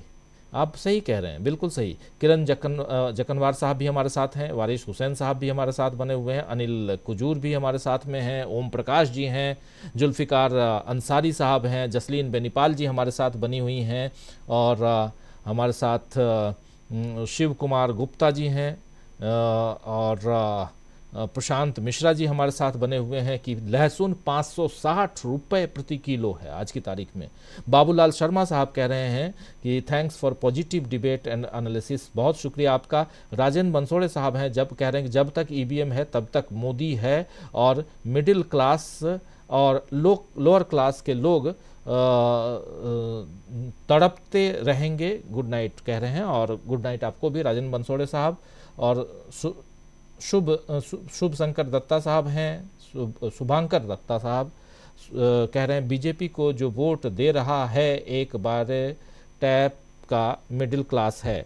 और अब्दुल हमीद हैं, रामायण में जो राम को देखा था वो सॉफ्ट राम थे, उनके साथ हिंदू मुस्लिम सब राम के थे, रावण के साथ नहीं थे। जी वंदना राठौर जी हैं, कह रही हैं स्पेक्टेकुलर शो ऑन संडे, बहुत शुक्रिया आपका वंदना जी, बहुत बहुत शुक्रिया। और शकील अहमद जी हैं, गुड नाइट लिख रहे हैं। भूमा अय्यर जी कह रही हैं लेट द फेयरनेस विन, सत्यमेव जयते, बिल्कुल सही कह रही हैं आप। गुलशन गुलाटी जी हैं, ईवीएम जीतेगा और देश हारेगा, और गुड नाइट कह रहे हैं किरण जक्कनवार जी। जसलीन बेनीपाल जी गुड नाइट कह रही हैं। और छोटे लाल नथ निर्मल भी हमारे साथ कह रहे हैं देश के शुभचिंतक धीरज रखें, 2024 में कांग्रेस की सरकार बनने जा रही है। स्मोकी ब्लॉग्स हैं, कौशल आनंद साहब हैं, जावेद इकबाल खान साहब कह रहे हैं शानदार चर्चा होने की ज़रूरत नहीं है, चर्चा निराश होने की ज़रूरत नहीं है, बेहतर वक्त आएगा, ईवीएम से बढ़कर भी कुछ है, इस पर सोचिए। बिल्कुल सही आप कह रहे हैं जावेद भाई। और सुजीत चक्रवर्ती जी गुड नाइट लिख रहे हैं। इमरान खान साहब कह रहे हैं चुनाव आयोग निष्पक्ष नहीं है। और ऐसे ही कंवरलाल बोदाना साहब शुभ रात्रि कह रहे हैं। पुनीत जी भी धन्यवाद कह रहे हैं। ओम प्रकाश जी है हमारे साथ। तो आप दोस्तों इस कार्यक्रम को यहीं समाप्त करने की इजाज़त चाहता हूं, और कल शाम 7 बजे फिर न्यूज़ पॉइंट में आप सबका इंतजार रहेगा। तब तक जुड़े रहिए हमारे साथ, देखते रहिए डीबी लाइव। घूमता हुआ आईना आज रविवार का दिन है, वो अपलोड हो चुका है, उसको ज़रूर देखिए और कमेंट भी लिखिए। अगर आपको हमारा चैनल पसंद आए तो इसे सब्सक्राइब कीजिए, वीडियो पसंद आए तो शेयर कीजिए, और अपना कमेंट ज़रूर लिखा कीजिए कमेंट बॉक्स में। बहुत बहुत शुक्रिया।